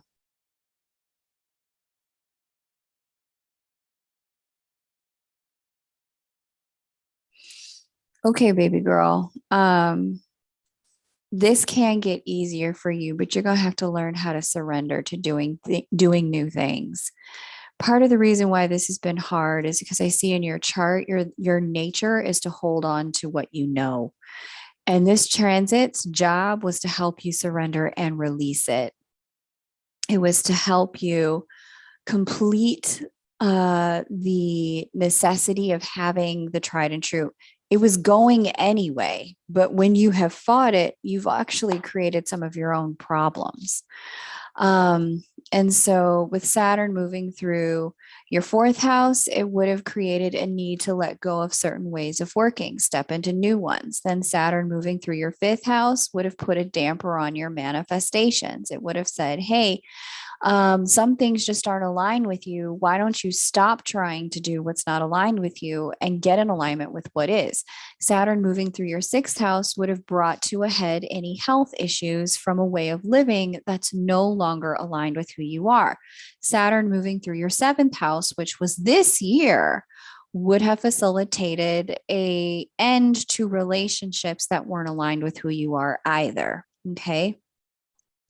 Somewhere in here has been a call to move on work wise, and where there has been resistance from back here, this resistance just drags into this resistance. And now you've got two levels of resistance. You didn't do what you're supposed to do here nor here. The lesson doesn't go away, it just compounds when it gets over here. Shamara, I'm seeing here that your problem is that you need to learn how to let go, baby. Things that aren't for you have been trying to leave your life for a long time. The lesson doesn't go away, it just gets louder. And so instead of fighting it, it's time to let the current take you where your life stream needs you to be, where your soul has been asking you to go. Okay. The faster you do this, the faster health turns around and the more love and relationships open up.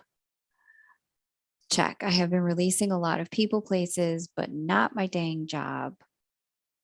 It's time, Shalmara. It's time.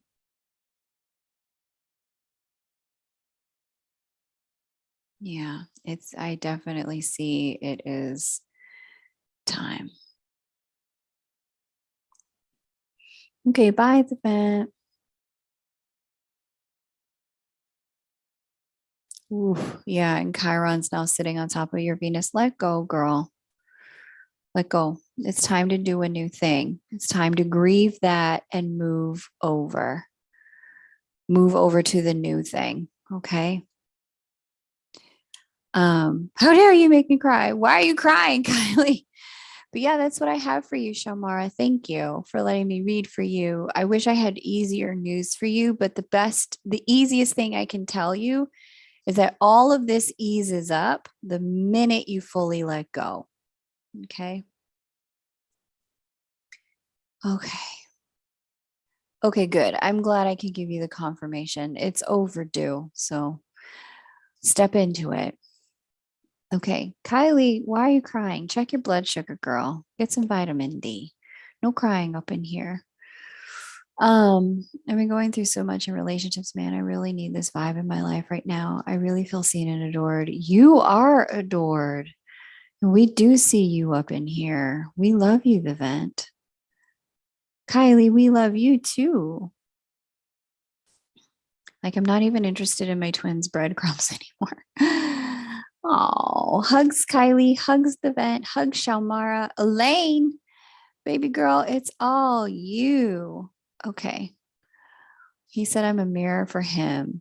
And there goes the purpose and lesson. I'm very gentle towards him, Kylie. Oh, the vent. That's sweet. I'm afraid it won't last because Neptune. What the hell did I miss? Okay, Elaine, I see a bunch of stuff going on here. So we're going to read for you.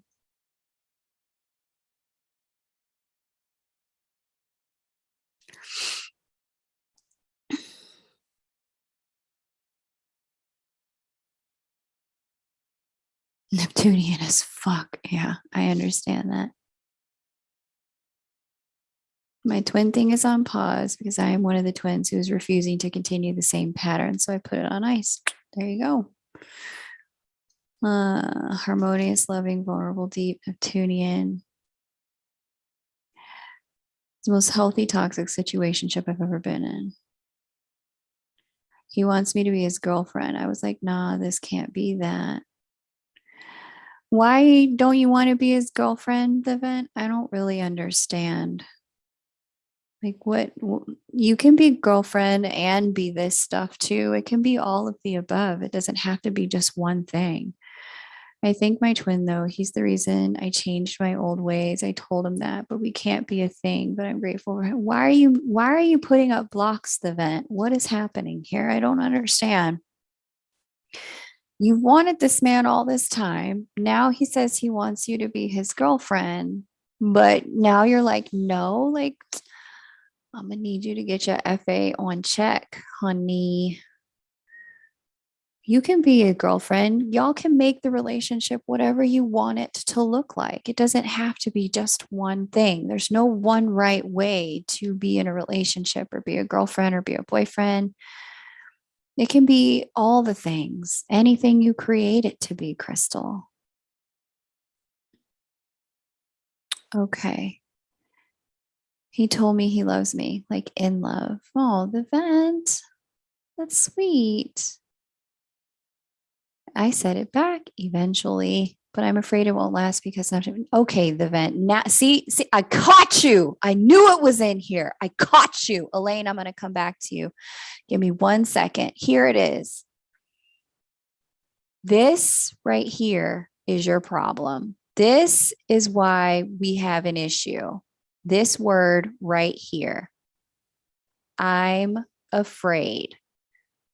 Fear has no place in this, hon. As long as you create, as long as fear is what you're making the choices based off of the vent, you're going to find that you're blocking love, the way the love just wants to flow. There's a oneness energy unfolding for the two of you in this union window, and you're making it something that it doesn't need to be, hon. You need to drop the fear. This isn't helping you. He said, I'm a mirror for him. Right.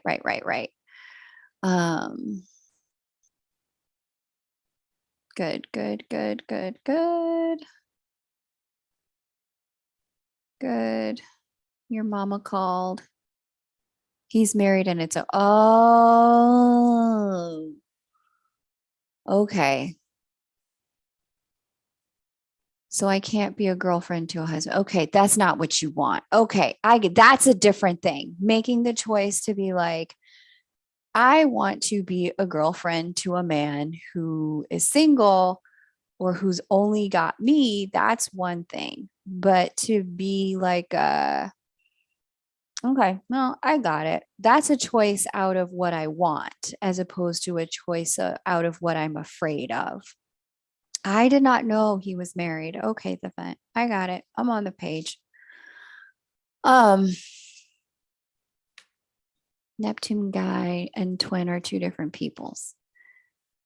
Oh, I'm really confused about your live stream right now. Let me get to reading for Elaine. Um, okay, where did Elaine go?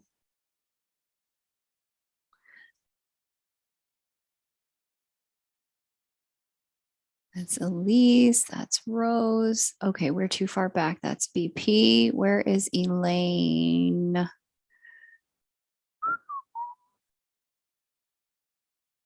Sana, are you still here?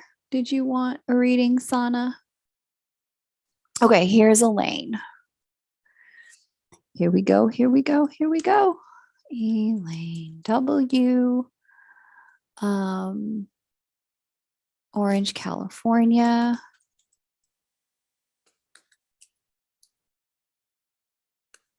11/29. Hey, happy upcoming birthday, Elaine. 1984 to 18 p.m. Okay.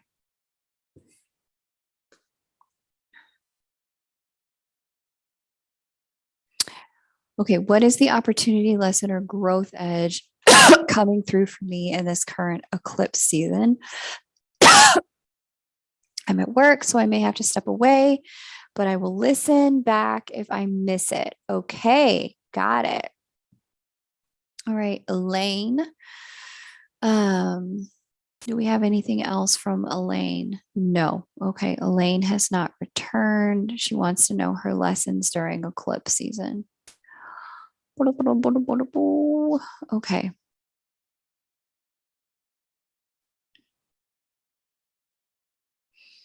I got it. I mean, the vent, knowing your live stream, like your past and all of that, and the triangulation in your childhood, like yeah. I see you want something different than a love triangle, even if it is an open love triangle. I do know you want to know what it's like to be someone's sole focus.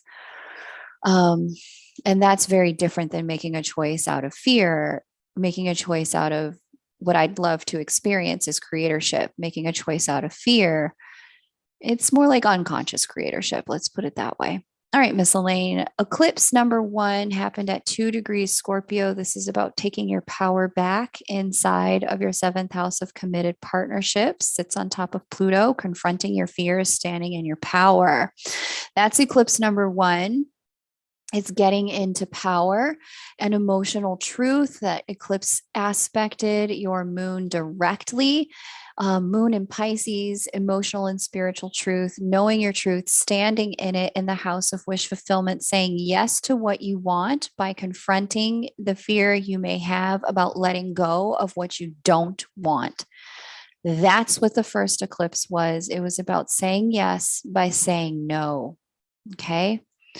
Um, Opening a door by closing another one. Let me see the second eclipse. It's also in your relationship sector on the 8th of November, and we've got it out here.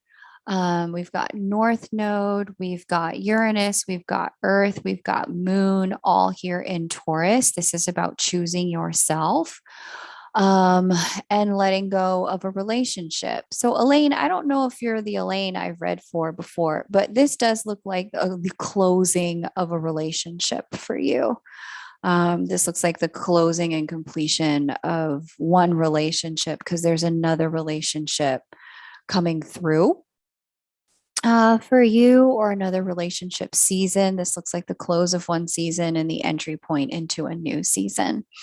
So I like to see it, like evolution, upgrades, all of that. It looks like it starts by a choosing of yourself, choosing yourself first, choosing what you need, choosing to be present with where you're at in your life, and recognizing, okay, it's just time. It's time for me to move in a more ascended direction on things of consequence, on things that really matter to me when it comes to love and relationship. Where you have been, just, I don't want to say checked out, but maybe like feeling like, okay, stuck in relationship. These eclipses are trying to get you to let go of stuck energy and start the process of moving fully forward. Begin the process of owning and honoring, what is my truth? What do I want? How do I get my life to align with it?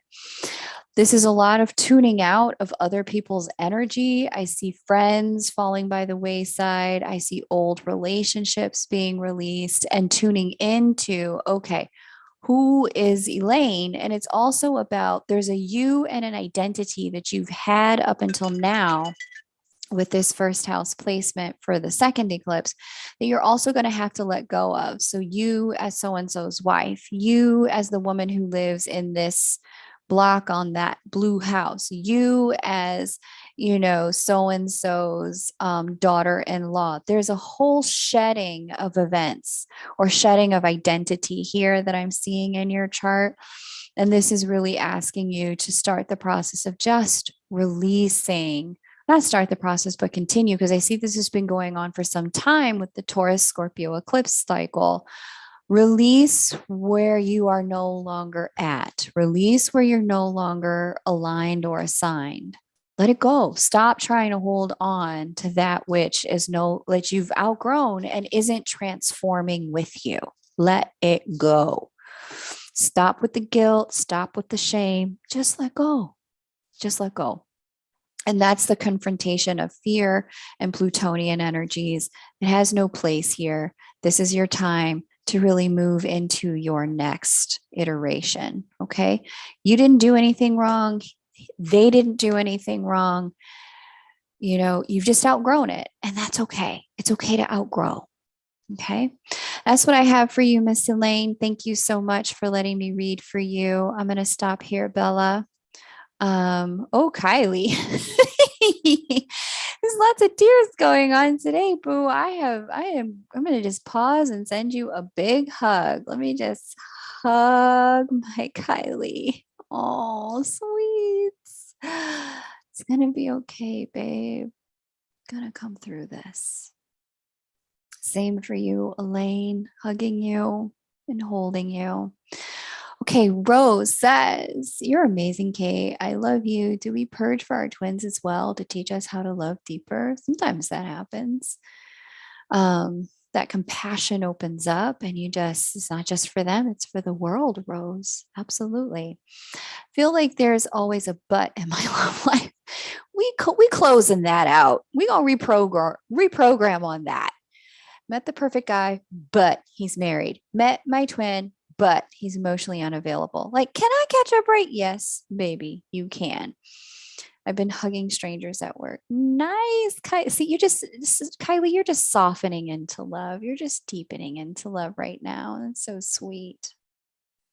I love it. Okay. So Katya, I never read for. So I'm gonna have to refund her. But I love you guys. It's been so good. It's so fun to hang out with you.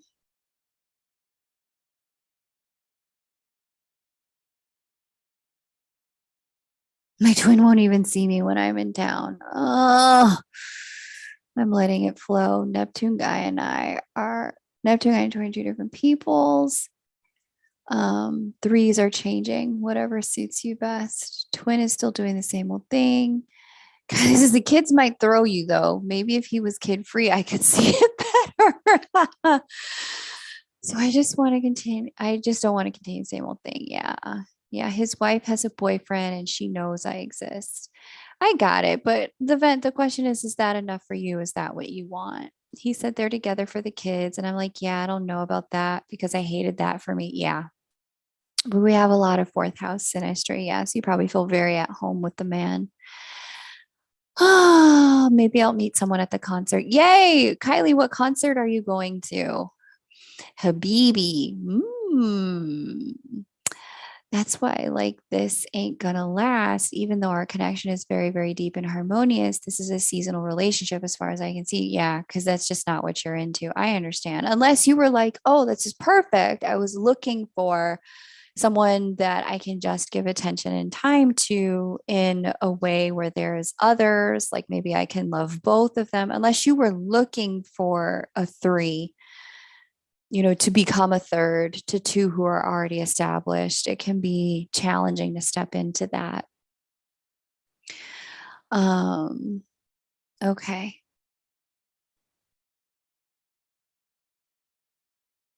I should ask about my non existing love life. All right, kiddos, I'm going to close the list.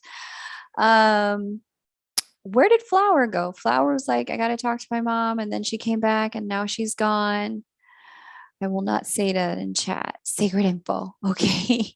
Well, Kylie, let me get through Launching Star School, which I should be doing. So, for those of you who are here, I'm going to go ahead and wrap up. I've been here for about 4 hours. I love doing live mini readings. They help me just kind of see where the collective is at, what's on the collective's mind. Today, we talked a lot about manifestation. We talked a lot about, I send Teams chat to people at work asking for hugs. Works every time. Oh, Alvin, that's sweet. Spent a lot of time talking about manifestation. We spent a lot of time talking about love, stepping into creatorship and mastery, and releasing the past in whatever way you need to do it. We talked about forgiveness and compassion quite a bit today as well.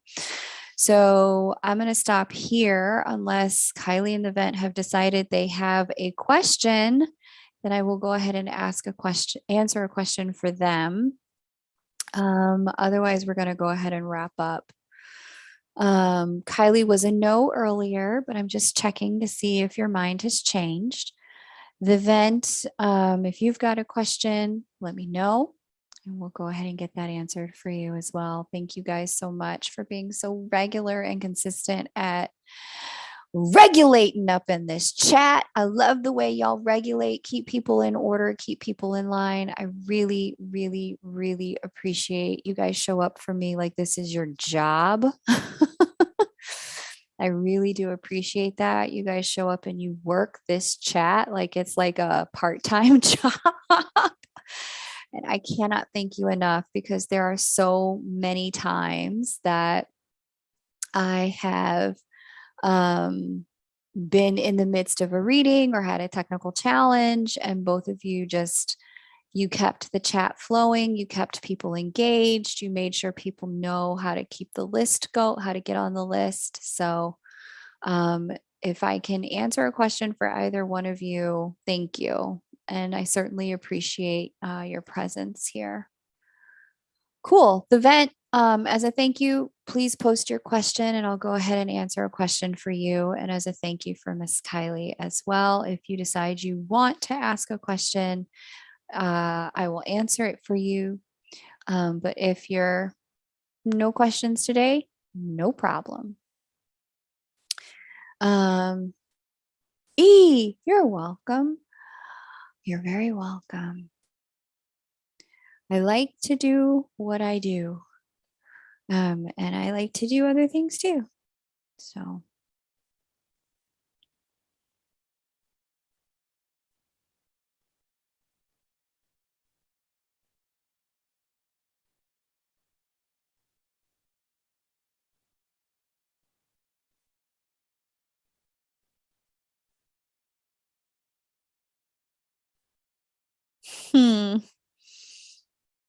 Okay. While we are doing this, I think I'm going to have to share with you guys because I'm wrapping up for anyone who's just joining. I'm just closing out. Oh, I was going to share with you guys my favorite YouTuber right now. She's hysterical. Okay. But since we are now moving on to the Vents reading, I won't be doing that. I thought we had a bit more time, but the vent was quick. She was quick with the post. And I love it. Quick fingers, quick fingers. All right, Staten Island, 11/3, 1991, 11:55 a.m. Okay, let's see. Neptune transit. Yeah, I can see. It looks like it's almost done though. I don't understand my love life at all. If Neptune is the problem, when is the solution? When is this shit over? Yeah, I get it. I'm wrapping up a Neptunian transit in my own life, and I am so grateful because I am so over it. Mm. We have a little revisitation next year, but you're already well into it and you're doing all the right things. Crystal, for you, when it comes to your love life, this Neptunian thing is doing two things. One, as you know, this has been an opening into unconditional love and the heart of divine love and what it really means to love without attachment. The circumstances are facilitated when Neptune speaks to Venus in the way that it does in anyone's chart, either opposition or conjunction, sometimes the square as well. The situation and the circumstance is created where what you love or the person that you love or the way that you're in love is so deep and so profound and so spiritual, and the person or the object of said love is just not available. And so what that does is it teaches us love without attachment. It deconditions and removes from our vibration and energetic field and concept and experience of love that we can own it, possess it, control it, direct it, contain it, that kind of thing. All of those energies through a Neptunian transit where Neptune opposes or conjuncts Venus has us get into the fact that love is free, love is liberation. Love is unfolding in a way where we understand that love is a energy that's all around us, moves through us, and that it is not the kind of thing where it we dictate, okay, you should do this, and if you're not doing that, then I can't love you. Because when we try to play those games, the love only deepens with the Neptune transit. It boomerangs. The love only gets louder and more amplified. So when love moves in that way for us, we start to understand the truth of what love really is. That it's an energy of pure, divine source, God, consciousness. It's an energy of pure capacity to be with without expectation. And it's raw divine power energy. Okay. So this is you up leveling as a Scorpio, though, the vent. This is you coming into, instead of possession with the experience of love and dictatorship with the experience of love, this is you understanding how love transforms, how love heals, how love brings together in the spirit of sovereignty instead of in the spirit of coercion, manipulation, and possession, right? This is you seeing and elevating your definition of love's expression. What are the behaviors of love? What are the thought forms of love? How does love choose to be with people when love is really real? Of all of the signs, I would say, I mean, each sign has its own struggle with love, right? No sign doesn't have a love shadow side, but the shadow side for someone with a Scorpio stellium, like you have, is the construct that love comes with all of the infatuation. It comes with all of the like chemical rush of, just meeting someone for the first time, all of the adrenaline and all of the endorphins that make, escalate and heighten all of the senses, that passion energy. That's meant to help us get together and initiate the bond, but that's not what sustains the bond. That's not actually love. And so, this experience that you've been having has been a movement beyond infatuation into true, deep, real, sustaining, abiding, grounding, cohesion, and coherence creating love. The love that actually moves from endorphins and adrenaline to oxytocin and dopamine and like serotonin and all of the healing chemicals that we need in order to be able to be with even when things are difficult, right? Because adrenaline and endorphins, we can't be with when things are difficult with those chemicals, with the infatuation chemicals. And so this is you moving beyond all of that passion that then creates all the irrational behavior. Because when we have all of that stuff going on, we do a lot of irrational shit, right? When the drama of love, the drama and the chaos of being swept up and falling in love, all of that, you got elevated to the next level so that you could really see and think. I mean, you're so young, the vent. I mean, you're born in 91. Like, to get elevated so early in life is really setting you up for a pathway of leadership and love in this lifetime. And you've done everything you were supposed to do with this. You've been getting therapy. You've been taking the classes to deal with your childhood wounds. You've been dealing with, what is my thought patterns and my thinking and my automatic behaviors when it comes to my triggers, so that you could get off of the emotional roller coaster and the drama cycle around love and get into presence, openness, vulnerability, transparency, connectedness when it comes to love. These are the things that allow love to actually become a verb, not just a feeling, right? These are the things that allow love to be something that transforms not just you, but other people when they come in contact with you, right? Because your behaviors and your thinking are different. So, to answer your final piece of the question, Neptune is done with you in 2024. You got one more year left. Happy birthday, the vent. You got this, girl. You can do it. You can survive this. Trust me, you got this. You've already been doing it. You're already deepening. You're already examining. You're already changing the way you show up with people. I want you to think back to when this journey began around I would say maybe 2018, 2019. Think back to then. That was 4 or 5 years ago.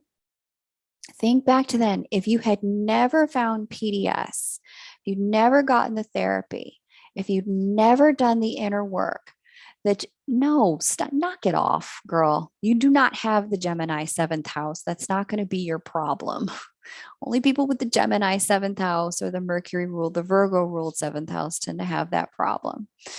But you've been doing enough work to transcend, to step into leadership here, especially with Chiron in your seventh house. Wounds were going to be there to your pride, to your ego, to your heart space, to your solar plexus, heartbrokenness. But you've begun the process of transcending woundedness into warriorship, of transforming feeling less than into leadership. You've already started that process. You've been becoming a coach. You're working on the things to help yourself and help other people grow. You're on track, baby. You're on track. You're doing good. But this kind of like love is here, but it's in this expanded sense, not in the sense of ownership and possession. Love is moving through me, not just at me, right? Conduit, not container. It moves through, it doesn't get stuck in. When we are just a container for love, we end up, unfortunately, overflowing and then projecting that love at other people with a why don't you love me back? What's wrong? What do I need to fix? What do I need to heal? What do I need to change for you to love me back? You're transcending all of that old paradigm around love. You're moving into this higher level. I want you to look up the word conduit. I want you to look up both the definition and then I want you to look up etymology for the word conduit, because those are two different things: the history of the word, the root of the word, and the current definition of the word. Being a conduit allows love to move through, but being a container is where love gets stuck. It's like a cup. You're moving into that leadership that allows love to be with you, with other people. I know you know the word. Just look up the root, girl. Look up the etymology of the word. Okay? Just follow my instructions. Please. Have I ever steered you wrong? No, I have not. Thank you. Now, back to the lecture at hand. For real, like you got one more year and then you're good. You won't ever have to experience this stuff in your life again. You'll be Gucci. All right. And you are moving into a season of love. I do want to say that now that Jupiter is going to wrap up with your fourth house next year and then get into Gemini, fifth house, dating and flirtation, Jupiter's expansion. It expands whatever house it touches. Dating and flirtation, someone becoming a part of your day-to-day life, then into commitment, then into where two become one, intimacy. Ninth house potential, who we are in the world as that kind of power couple energy. This is a 1, 2, 3, 4, 5 year transit that only comes around every 12 years. And so you're starting it, it's coming in. But this last little stretch with Neptune is going to guarantee that any familial patterns, generational patterns, any personal patterns that have evolved out of fear and pain, shame and guilt, negative beliefs about yourself and love, all of this stuff goes away. As we close out 2023, the lessons of Neptune get fully integrated. And as we move into 2024, it's a whole new ball game because you're a whole new crystal with a whole new set of rules, vibration, a whole new magnetism and attraction set point. Okay. Crystal baby, thank you for letting me read for you. Yes, that starts next year. This time next year is when we get into the love transit. Yeah. But in between now and then, you're dating and you're having deeper connections with people. The man you've met now, who's at this kind of like safe distance because he's occupied with a wife, that gentleman, like there is like this safety in being a third party, right? Because then we never really have to put all our eggs in the basket. And so you're just outgrowing that. You're outgrowing the last stretches of that. So you'll date and you'll meet people. And so the way you talk about that there's such harmoniousness between you and this person, that level of harmony to the Crystal who pre-personal development school, pre-therapy, like pre-working on her stuff, that level of harmony would have scared the shit out of her and she would have sabotaged it. Now you're at least able to let yourself experience it in a healthy way, not by being, the other woman in a monogamous marriage to a man, but instead being the open girlfriend, or at least you're entertaining it, to a man who's in an open relationship where there's good communication skills about what each other is doing to a degree. You see how these are all steps in the right direction. Each one has been its own step, right? The next step after this is that level of harmony with a man who's actually available. And so you're just escalating up the ladder, okay? Stop messing around with married people. Knock that pattern out. Just get that out of the way. You married? Bye. Because that's not what you want. Even if they are in an open relationship, even if there is communication, you've made it kind of clear thus far that polyamory is just not your path and that you've wanted to experience direct connection where somebody's got full attention on you and you've got full attention on someone, and you're working on giving yourself full attention as well. And so start making moves to have your life align in that direction so that the vibration of love triangle moves out of your space. Okay. Yeah, buddy. You got to ask them questions, man. They do be hiding it though. I have seen that. They do hide it. But yeah, you got to ask. All right, sweetness. It was a treat to read for you. Kylie, did you have anything? Or are you going to pass? Totally okay if you want to pass. I fell on his dick and found out after I felt stuck. What? The vent, you got to ask more questions, baby. Tequila.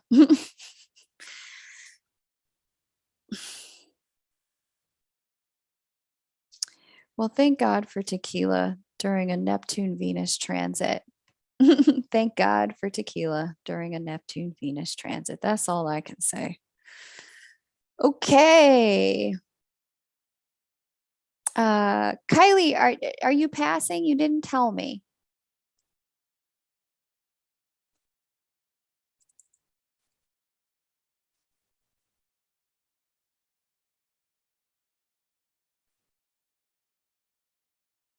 He said he was married, but not IS. Oh, was married, but not is. That was sabotage. That's funny. Yeah. I be asking the question 20 different ways. Oh, so you were married. Okay. Yeah. So are you still like, what? Are you still married? Who do you live with? Oh, okay. Got it. You have kids? Got it. Okay. So what's your relationship like with their mom? Girl, I'd be like milking it to get the answer to that question because I just won't get caught up. Not no more, not me. No, ma'am. You ain't catching me up. I'm over that stage in my life. Nope, not doing it. Okay. Miss Kylie wants to know. Let's set up Kylie's chart. Kylie is in Illinois. Waukegan. Kylie, how's your brother doing? I remember I read for him a few months ago. Hopefully he's doing okay. Found some positive things to do with himself. I'm already sensitive. Kylie's like, I'm feeling another woman here in the energy. That's what Kylie would say. I'm feeling. Next thing you know, Kylie's going to light your ass up with your whole life, your whole truth, whether you want her to know or not. I'll do that in the future. Ask Matt. There you go. You got to ask like 20 different ways. How, okay, yeah, like, And then I also ask people, have you ever been in an open relationship? I ask them that too. And then, so I'm in one now. Okay, see, I knew I'd catch your ass one way or the other. When will I be more content in life? My life load has been too much. Yes, some of that has been the Taurus thing that we've talked about, the Uranus and Taurus thing that we've been talking about. Thank God Uranus has moved off the cusp of your fourth house. Um, you're faithfully, you're welcome, the vent.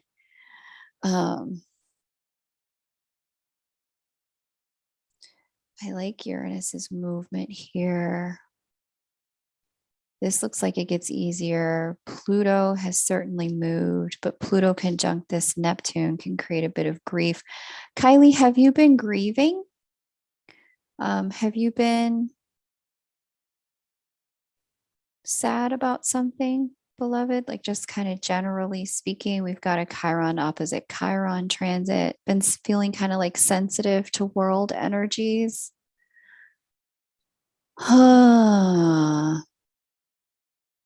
Okay, so better is coming very soon, and I like to see it. I think Jupiter back into Aries and then into Taurus is going to be great. I do see you relocating. She's been grieving in this chat all day. I mean, I know she said she's been crying, but I thought maybe she was just feeling touched, like, oh, like open hearted. Done everything I could think of. I'm beyond tired. I can't take much. Okay. Well, there's definitely good news on the horizon, sweetheart, on a lot of it. There's a lot to be grateful for as Jupiter goes direct in January. Let's get into it. I'm sending you big hugs, Kylie. I definitely see here there's some relocation energy on the horizon. I think I mentioned this. We talked about this, that your parents and you may have a little chit chat. But yeah, after we get out of the first quarter, I'm seeing a relocation. I'm seeing you starting to feel like yourself in January. You just need to make it through the holidays, hon. Jupiter comes to sit on Mercury, it comes to sit on Sun, and it expands your sense of self worth, self value, self esteem.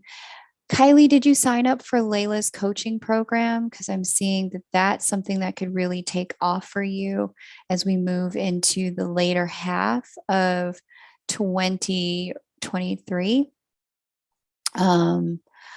Yeah, I'm seeing that there's that's good that's coming. I'm seeing Jupiter square your or sextile your moon. That's going to bring some love stuff in for you. It does, in fact, Kylie, get better from here. I think the biggest disruption for you has been the positioning of Uranus at the base of your chart. It really does create a lack of foundation in a person's life. And there's also been Saturn trining your moon. This has been asking you to step into greater emotional integrity and greater emotional boundaries with certain people, which can create a sense of loss. Talk about that later. That's fine. And then I also see here, as Pluto gets to your natal Uranus, we're looking at an upgrade in your divine creatorship energies and an upgrade in your intuition that's been going on for a couple of years now. Uranus is the ruler of your first house. So there's just, Kylie, I see as you come out of this period, there's a bit of like, new Kylie, who this? Because I don't deal with the old. I see that coming through, and that this has really been a period where there's a lot of people that you probably felt a lot of compassion for, deeply connected to, that you just get to a place in the next chapter where it's like those people just don't even exist for you anymore. Those people aren't people who are coming with you, who can stay with you. Those are not people whom you resonate and vibrate with anymore. So I'm seeing you get to a place where you're wrapping up and closing out some of the connections you used to have because you're not who you used to be. Okay. Who went back to 2020? Okay, I see. You went back to something in 2020. All right. So yeah, I'm seeing an upgrade in love coming in, not this 2023, but 2024. That's going to be pretty electrifying and very sizzling. But between now and then, I do see you starting to feel like yourself again, especially as Chiron moves on past your natal Chiron. The Chiron opposition can have a lot of pain in it. It can feel like you're stuck between a rock and a hard place, pain and trauma, disappointment and expectation, but none of it being fulfilled, right? There's a lot of challenge in a transit like the one you've been going through. But like I said, it does get better on the other side. You're almost to the tail end of Uranus disrupting your grounding here on Earth. And this has really, for you, been a strong period of time where it's been about creating strong emotional boundaries, and figuring out what you need to say, what you need to do, and how you need to behave, and who you can be around in order to feel emotionally safe here on the earth. And so some of the challenge has been where you have emotionally felt too open to what's been going on around you, and too connected to other people's problems and pain. And then that really impacting your day to day life flow and choices and thoughts about yourself. Okay. So, uh, onward and upward from here. Use the Mars retrograde, which will be here in your fifth house. Fifth house, again, we've talked about this a lot today, is manifestation. This Mars retrograde is going to go through that house of manifestation. Use this time. I want you to really focus in on listening to like your Abraham Hicks, your Neville Goddard, or if you're in the religious vein, your Joyce Meyer or whatever, um, your TD Jakes, whatever you want to listen to that reminds you to be conscious. Gemini is a sign of conscious thought and communication about what you've been manifesting thus far. How is the circumstance that you are presently in a direct reflection of the level of consciousness that you've been at?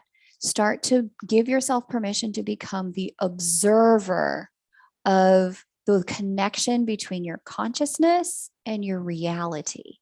The more you can do that in these next 60 days, the more powerful the rebirth is going to be on the other side. Okay. And you can start to really get control of your manifestations in a more direct way. All right. Oh, Miss Kylie, just sending you a big hug, baby. I know it's been hard. Hang in there, hun. All right. Kylie Flower, the vent, I thank you all so much. And to everyone who's still here, thanks for hanging out with us and for listening. Seashells, welcome. I'm getting ready to wrap up now. I've been on for several hours and it's time for me to move on with my day. You're welcome to subscribe to the channel, hit the notification bell. It'll let you know when I'm live next. And you can also get on my private list. I believe the link to that is below this video. So if you'd like to, I always tell my private list ahead of time when I'm going to go live. You can jump on the private list and you be able to be notified so that you can make time to get on the list and think of your questions in advance that way. I love you guys so much. Thank you for holding all of the light and all of the love you do in this world with the people that you interact with each day. This world is so in need of our love right now. People are ready to have more love, and people are afraid. We can remind people that they don't have to be afraid, that it's okay, that change is okay. It's okay to let go, and it's time to move into greater love. Okay, beloveds, I love you all so much. Have a beautiful day wherever you are, and I will catch you on the next live